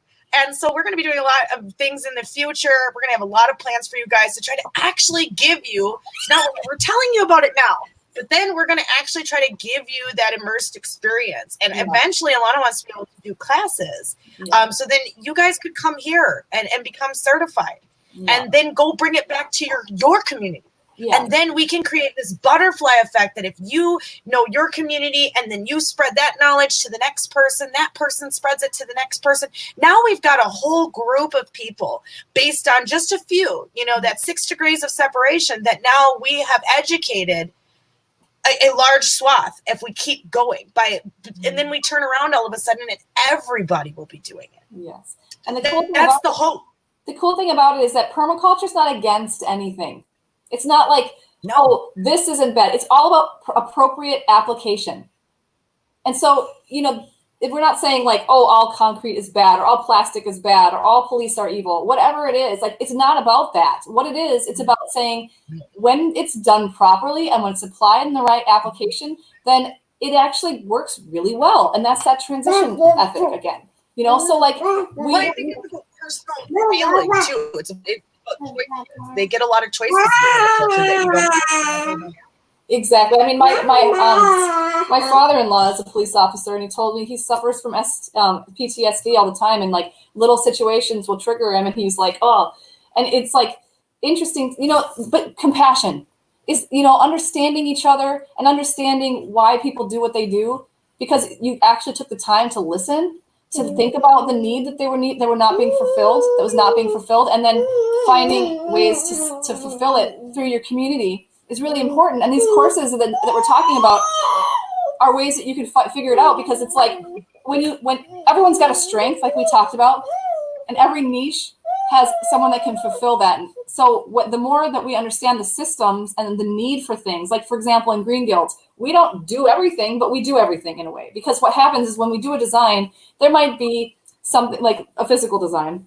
There might be a greenhouse, a chicken coop, a bunch of like a garden, a food forest, habitat, a patio. We'll have to find the people that do the things really well and ask them to do the stuff that we don't do. And that's just one example. I mean, there's so many ways to do that. I think that's smart though. Instead of trying to take up on more than what you're able or capable, that's what's going to make diverse permaculture systems across the country is, and not having ego in it either. Because I think one thing that gets brought out in permaculture, which is kind of nice just for community's sake, is egos. Because you're willing now to pass it off to the next person. Well, I don't know, but I know this person who's really great at this, and they will help you get it to that next step and no qualms about that. You're just happy that person is achieving that piece of personal freedom. Because people care. We all want to go. Going to ask chat if anybody in chat would like to ask some questions to Alana or Elizabeth, just pop them into the chat and I will relay them and put them up on screen here. So if anybody's got questions, I don't know, people might be shy. A lot of people lurk, so you never know if they'll be. So sometimes there's good ones. I want to say, go ahead with what you think. Well, one of the things that is another principle of permaculture is that you have to value diversity, because diversity makes resiliency. Whether you're talking about a forest that suddenly, there's a drought that comes through and the forest has enough biodiversity in it to withstand, then the whole organism of the forest can survive, right? Whereas like if it's just a monoculture, there's only one type of tree, like pine, for example, and then something comes through or a fire, everything dies. So diversity. Maybe there's something, and then now the whole crop's gone. Exactly. Right. Biodiversity is strength. And that's the same in genetics. Like if you have like one group of people that have been breeding for generation upon generation upon generation upon generation, then their genes end up getting pretty diluted, right? But when you have someone from some other place, other culture, other genes adding to that, you have stronger biology. And so diversity is so important. And we need to honor and celebrate that, as a part of and that's one of the principles of permaculture. Yeah. Oh, that's wonderful. You know, and I hope tonight that everybody kind of got just, you know, to tease this, we're calling this intro to Preparedness Week. So we weren't going to necessarily really deep dive into like individual or some things like that. We just wanted to give everybody a kind of, maybe you've heard the word out there, you know, maybe you don't know what it is. Maybe you've already been doing something like this and just didn't know it had it. I've had a bunch of people since I've been talking about permaculture be like, I didn't even know what that was, but I was like already, you know, utilizing parts of it in my life. And now I want to look into it. Yeah, exactly. It's people out here. There are things that we do as human beings. And so that's why I think that it's so easy to be able to shift into your life, because it's something as human beings that on a genetic ancestral level, it's something that we can unlock that crystalline DNA and get back into that mindset, get into what we've already been built to do. Yep. Exactly. And I've met people like hopefully by doing this. I hope. Yeah. And I think that's really important. I think the first step of preparedness is knowing that you can be prepared, that there are resources out here for you, and that there are other people, there's a community out here that wants to support that as well. And that the more of us take personal responsibility for our own lives, the more we can actually start activating the change, the culture that we want, the communities that we want, the food systems that we want. And it is happening. You know, having been gone out of the country for like almost 10 years and coming back, I see so much progression towards this. The thing is, it's slow because there's a huge infrastructure that's been developed that's all about monoculture and bigger, better, more. And like, it's just an unsustainable model. Big Ag came in and said monoculture is the way to go. It's the way to be. And Big Ag will feed the world. And now we're having issues with supply chains because no one thought about these type of things. Yep. I think that monoculture really stunted us. It was a novel idea to put on an industrial scale. But if they could have done it in a more permaculture fashion where multiple things were happening at once, I think we wouldn't see the devastation for farmers. Like if their crops fail one year, they lose everything because it's a monoculture. And if they lose their one crop, that is their whole life. That's it. Yep. And you know, it's not just a big agriculture. It's culture in general. It's business. I mean, you go from one side of the country to the other and you'll see the same exact stores in every state. True.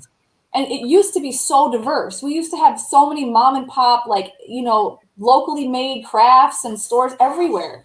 And now this monoculture mentality is taking over every aspect of our lives. It's our culture.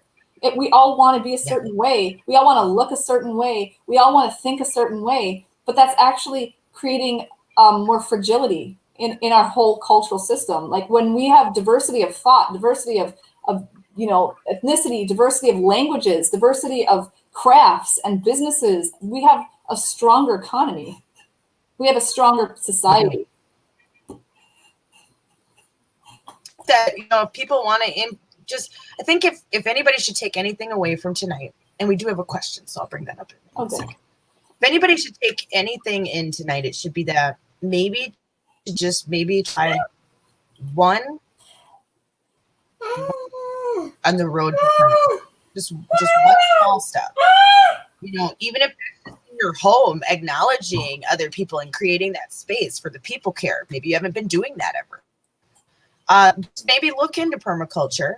You know, you can go to greenguilds.com. You can look in and look at that, you know, the flower that we went over, and just break it down piece by piece.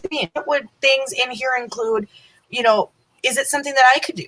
And just start from there and just maybe take an inventory on your life and see, are these things that you can bring into your life, or is it something that you can't? And if you can't, that's okay. No one's saying that this has to be for you. But if you've been thinking, oh, I just don't like this life. I don't like the 9 to 5. I don't like this or that. I want to create something better for my family.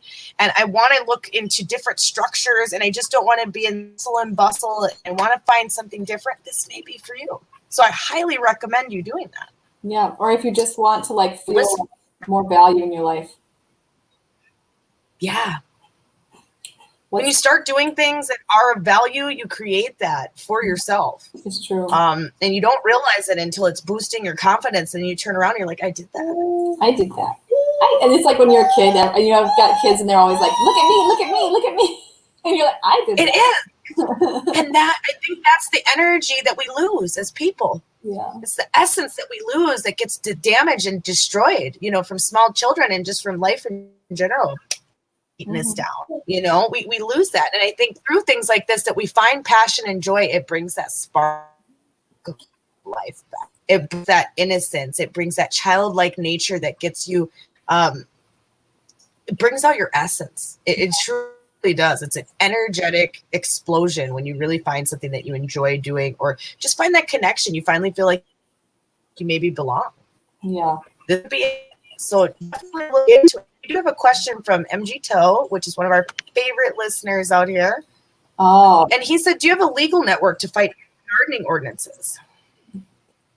I actually don't have a legal network to fight anti-gardening ordinances. What I would say, though, is, and I want to pass this off to Elizabeth in a moment, but I would say find out, first of all, exactly what those ordinances are, and then come up with a proposal that shows kind of what you're doing, shows the benefits, consider like why they have the ordinance being the way it is. So like the problems that they might foresee or the fears that they might foresee. If you can address their fears and show the benefits in your proposal and then go present it at the city council, you're going to have a chance to be able to change the ordinances. Absolutely. I actually just heard about a man here in Minneapolis who had the bright idea to start a community garden in his front yard.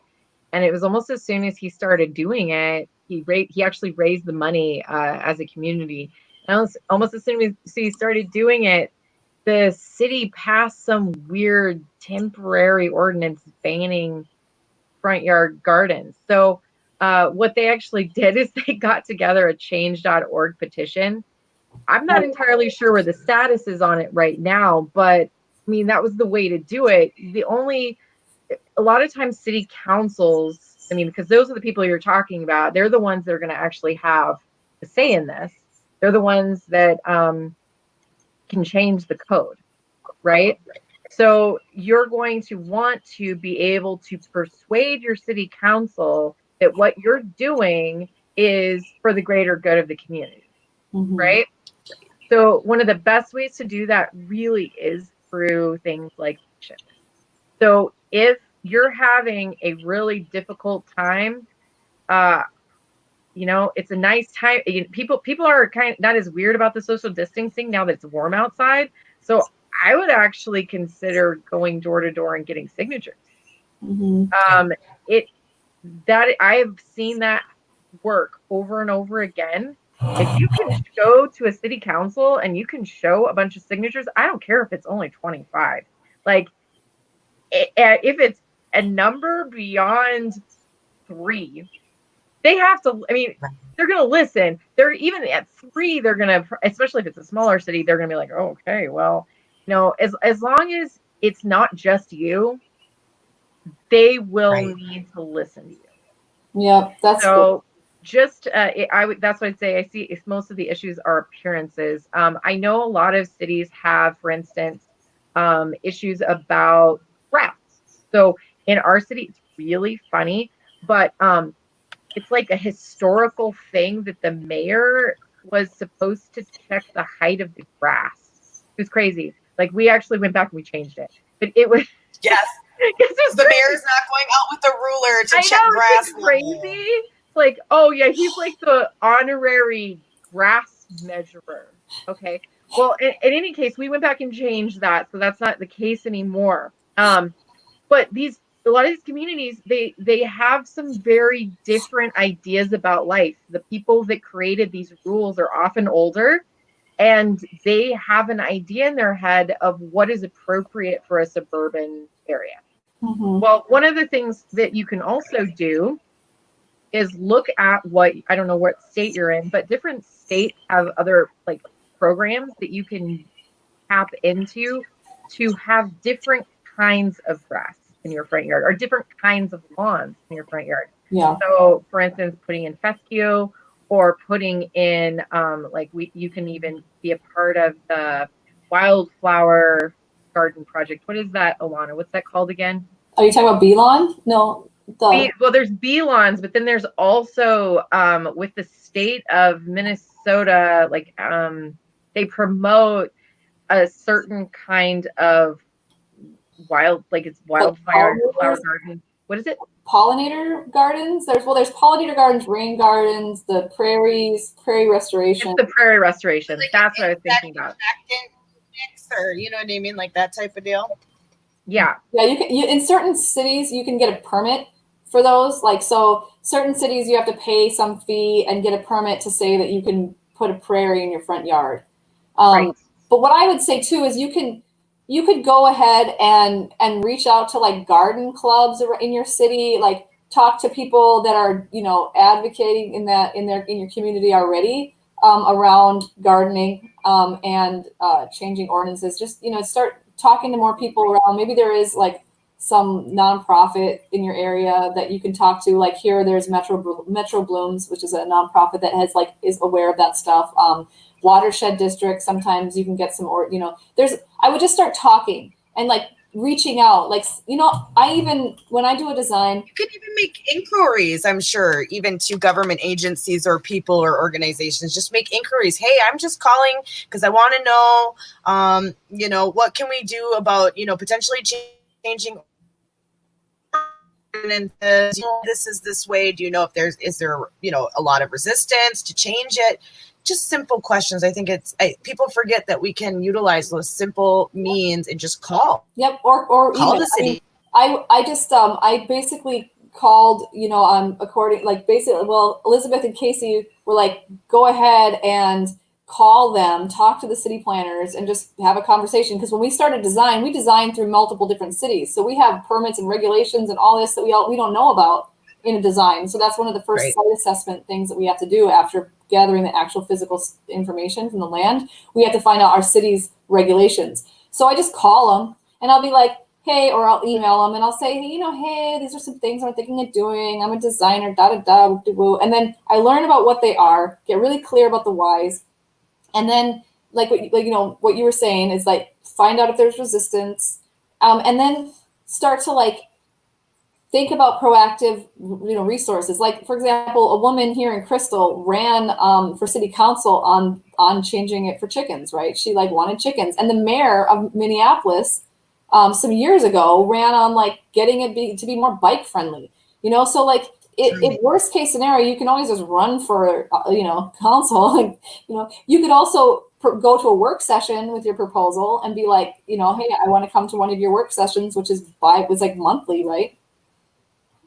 Oh, this is wonderful. MG Toe, when you get this done, will you email that because I want to see what you do. I'm actually quite interested. I didn't know you were into gardening like that. So that's fascinating. He said he'll get on his computer and design a front yard garden that is incorporated into a landscape design and put it into a small slideshow. That's awesome. So perfect. That sounds great.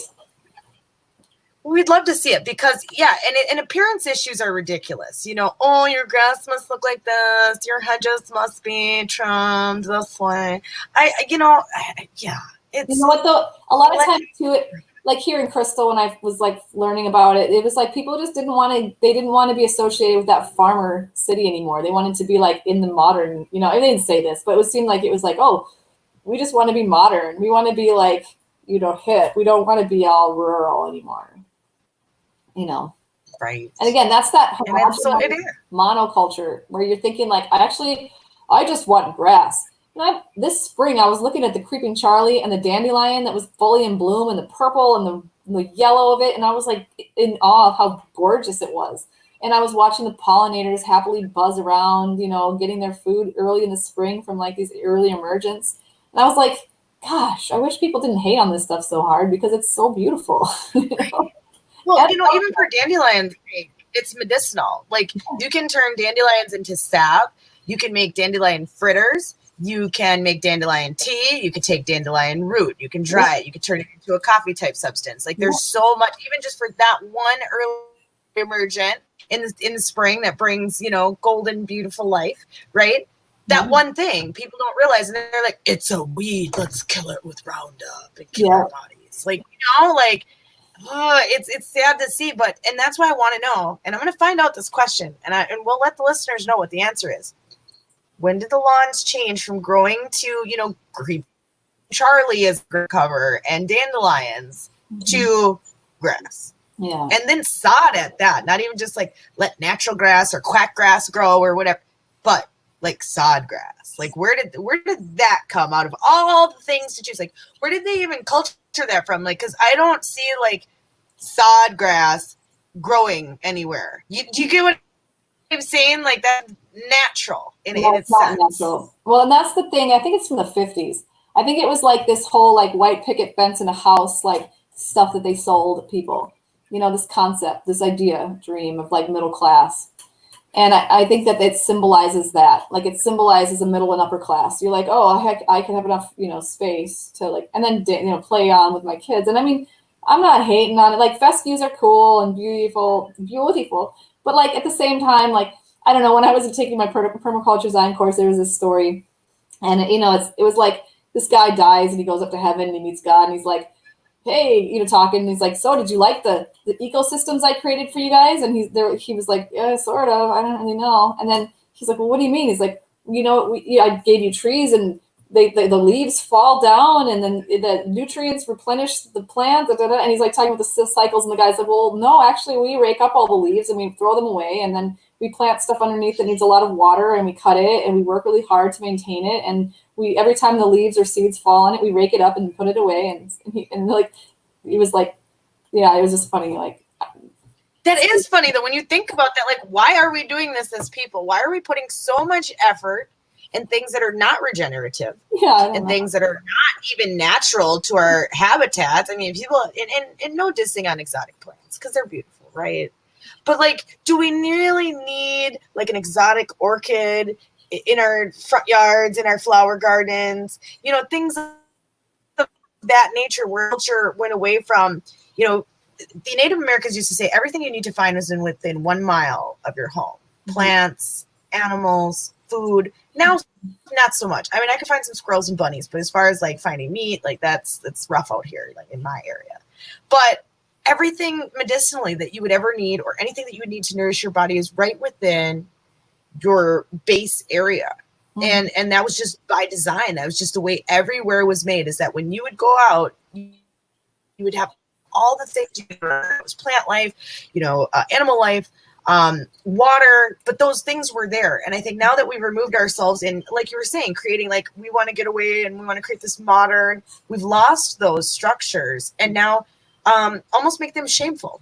Yeah. And I think that with people, like us, we can help it not be shameful anymore. Yeah, exactly. Because beauty is in the eye of the beholder, and like it's your cultural awareness, your cultural perspective of what beautiful is, and we've been spoon-fed ideas of beauty since we were in the womb, pretty much. I mean, we're like, our concept of beauty, especially with media, it tells us a certain thing, and like what you were saying about fighting with nature, another principle of permaculture is to work with nature, not against it. And like when you work against nature, you wear yourself out, you stress yourself out, as soon as you stop fighting it, it wins again. It's like, why fight it? We are nature. We are natural. We don't need to be making ourselves, transhuman cyborgs. We can become, we can actually be celebrating the amazing, like self-organizing complexity of each of our cells. And like how the entire ecosystem works together to form this gorgeous planet that we were blessed to be on, and a part of. Yeah. So we get to be here and enjoy and come out with these ideas.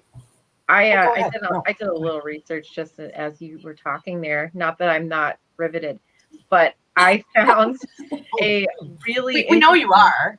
A really interesting article just now by if you look up Scientific American. It's called The American Obsession with Lawns. And it is it looks like a full history on lawns and why we have them. And it looks quite thorough. So I'm going to enjoy perusing this later. It is Oh, yeah. not something I I'm gonna can grab skim. the link. Will you text Yeah, me no, that? I'm going to grab a link for everybody, and then I'm going to put it in the chat. That's awesome. Yeah, and there was a CNN article I saw, too, that was like designing the end of the toxic law. See, those are the type of things that are important. You know, I think these are ideals that have been pushed into us for so long that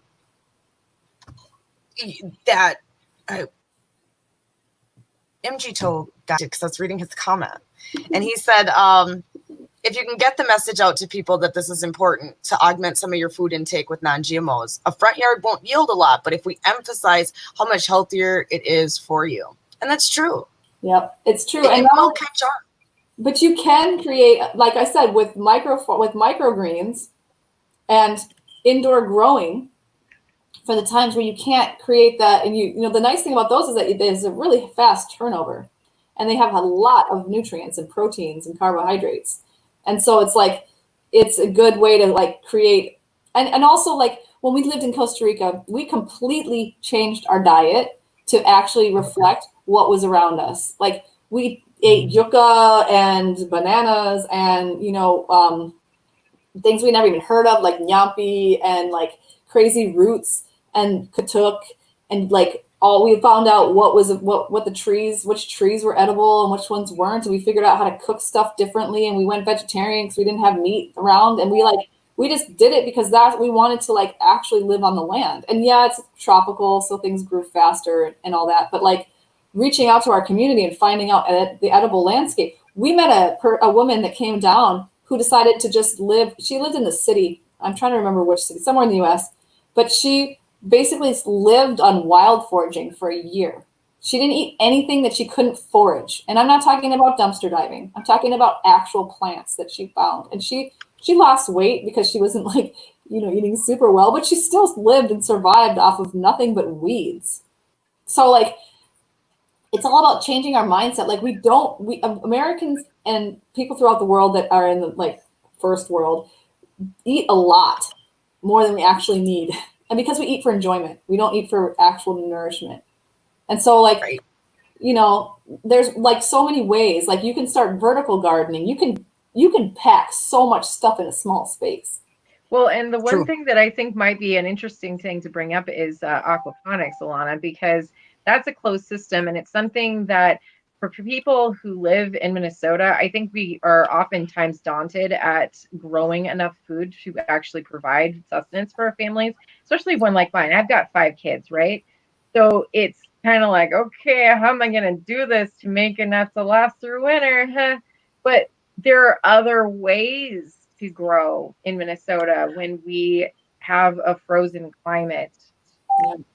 Yeah. And I think people would be interested to hear about that because it's a closed system, and it's unlike anything that I think. Well, it's one of the few things that you can do indoors during the winter. Yeah, and aquaponics system is basically you've got a tank with fish in it. Ideally, the tank is large enough to have fish like tilapia. People do, and then the fish.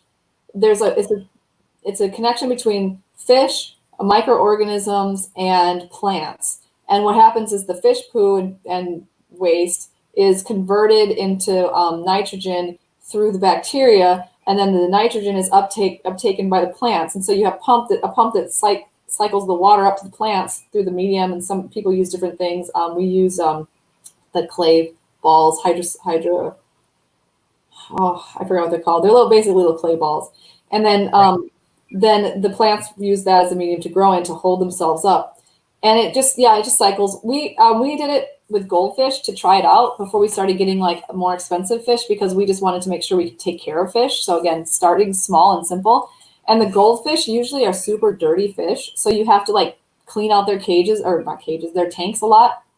And we don't clean it because there's so much like those bacteria that live in there can change the ammonia into nitrates and nitrates and nitrites. Nitrites, right? Because I have fish, and so there's a lot of products that you would add to do this. You know what I mean? Like stability in the tank. You would add the beneficial microbes back into the tank so that your fish don't get sick. And so it's just something that, because we've taken fish out of their natural habitat and put them in clean water, and they actually need bacteria and things to survive. Yep. So it makes sense to do something like aquaponics. Yeah. You know? Right. And these are shelves. Like, you can stack these up.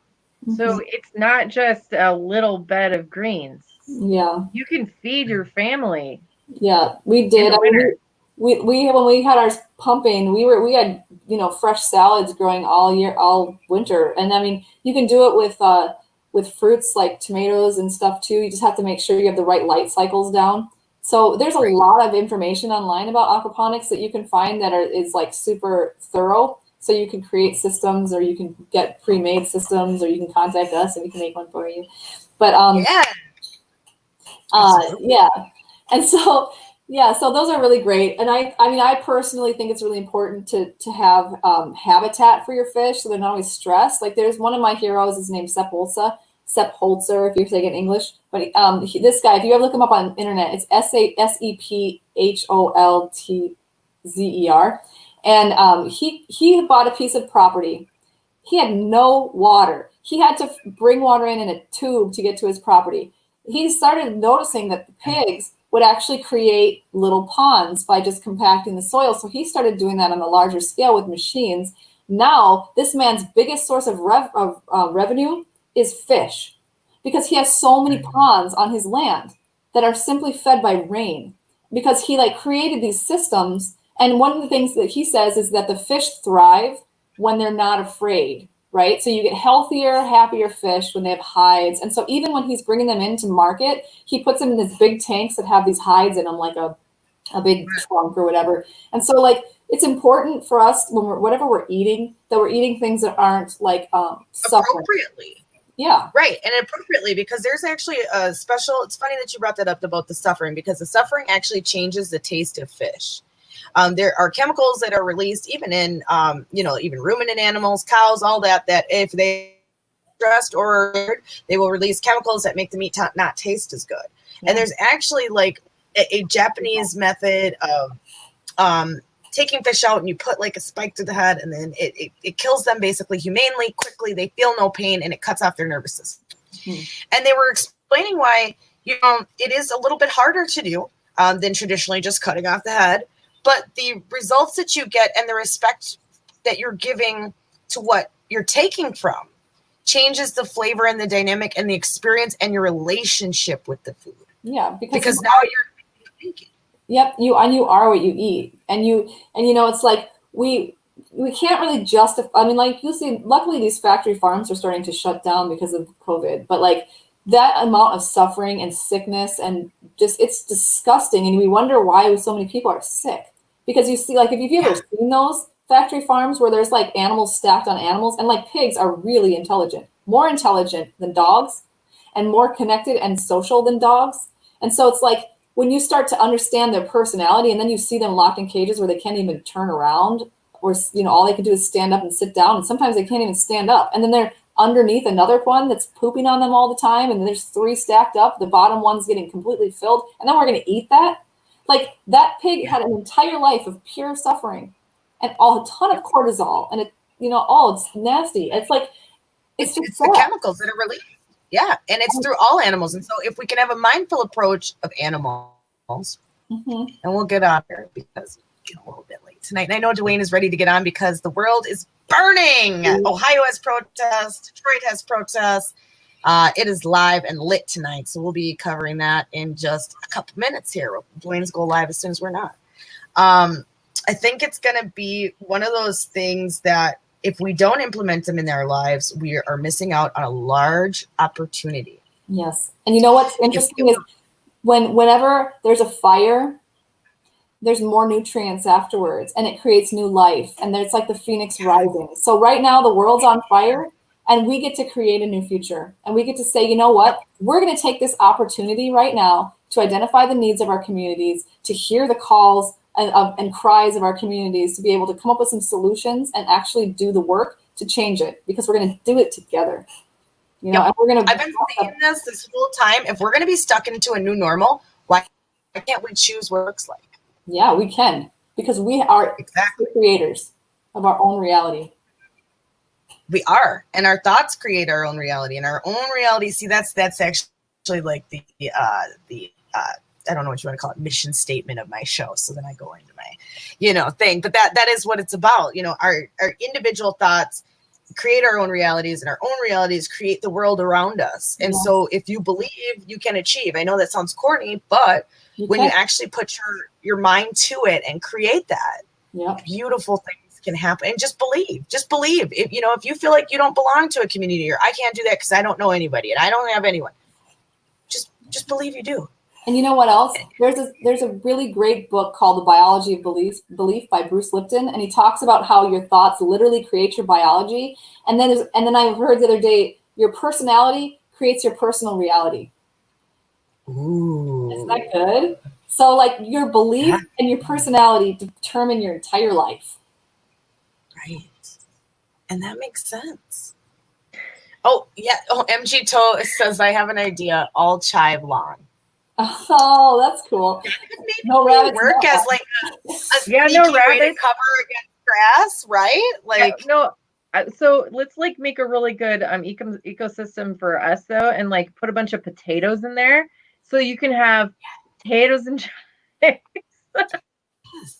I'm here for it. I'm growing potatoes vertically this year. That's awesome. So we're gonna see how that's gonna work. So I've been using the composted manure from the farm. And then I took the bed laying from like the straw. And so then I took that and I layered compost, and then I put the potatoes, and then I did a layer of hay, and then I did compost, and then I did hay, potatoes, and then hay. And so I have about like 4 layers of that, and they're already sprouting beautifully. Plants are coming out beautiful already. So, and in very minimal upkeep, because I only get to go out there once a week, maybe twice a week to garden. So I'm really trusting what I've learned so far. Even I just saw that thing on Pinterest, though, to be fair, the whole potato vertical gardening thing. Somebody had shared that, and I was like, I got all those things at the farm. Bet you I could do that too. Yep. And just did, because I was like, my kid loves potatoes, and potato shortage earlier this year, and frozen potatoes were like gone at the beginning of COVID. And I'm like, my kid only eats frozen potatoes. He's got special needs. Like, I will fight someone in the grocery store for a bag of French fries. Like, I'm gonna have to grow potatoes. That's real. Like, I will fight you. Like when you think about, okay, what did the folks that were here in Minnesota pre-technology, what were they growing? How were they surviving the winters? Like they were storing their potatoes. They were storing their root vegetables. They had root cellars, you know what I'm saying? Or they had a hole, at least, that they put stuff in, like say. Well, like the farmer's house was built in the 1900s, and it was built with a cellar, and it was built with, certain things that we wouldn't build in our homes now. Yeah. One of our new hosts, Tara, just moved into a home in Kentucky, and it's a 1792 farmhouse. And they're trying to get their chimney fixed. And they're telling them that nobody knows this type of permaculture anymore. Nobody knows masonry anymore. So now we've lost that whole thing. No one can even fix her chimney now. She's trying to figure out what to even do because no one knows. And we've lost this culture, and we're trying to bring it back. And I think that through small steps, through community action, and through just education, just being out there sharing, share this show with people and say, hey, you want to know what it's about, or even just a small portion. Like I said, tonight wasn't the night to get into all of the projects and things that we could do. That's a show for another time. Tonight was just basically showing people what could it be. Yeah. Get your mind into it, immersing yourself into it. Do as the Romans do, and just kind of figure out, well, what is this whole thing in permaculture? Is it achievable for me? Is it not? I hope that this has given everybody an insight and a view on those things. And then stay tuned, because we're going to be doing more with Green Guilds here on the Freedom Revolution Network. So this won't be the last time you'll see it. And also remember, vote with your money, because what you pay, what you buy, and who you support in your community. And it like actually literally says, I love what you're doing, keep going.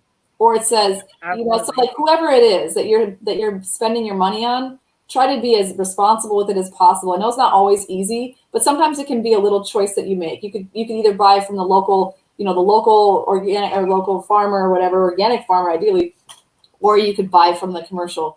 And maybe if you buy from the organic farmer, it's a little more expensive, but maybe you don't buy your cigarettes or you don't buy that like extra little bit of alcohol or whatever. You don't buy the extra coffee this week or whatever it is, that you could try to just adjust that. So then the small things become a habit. 21 days to make habits. All you'd have to do is go out 4 weeks and do this. And then by then, if you did it for 4 weeks, you'd be able to set a new behavior pattern for habits. Exactly. So support your community. All right. Well, any last words for you guys? Want to say any last words?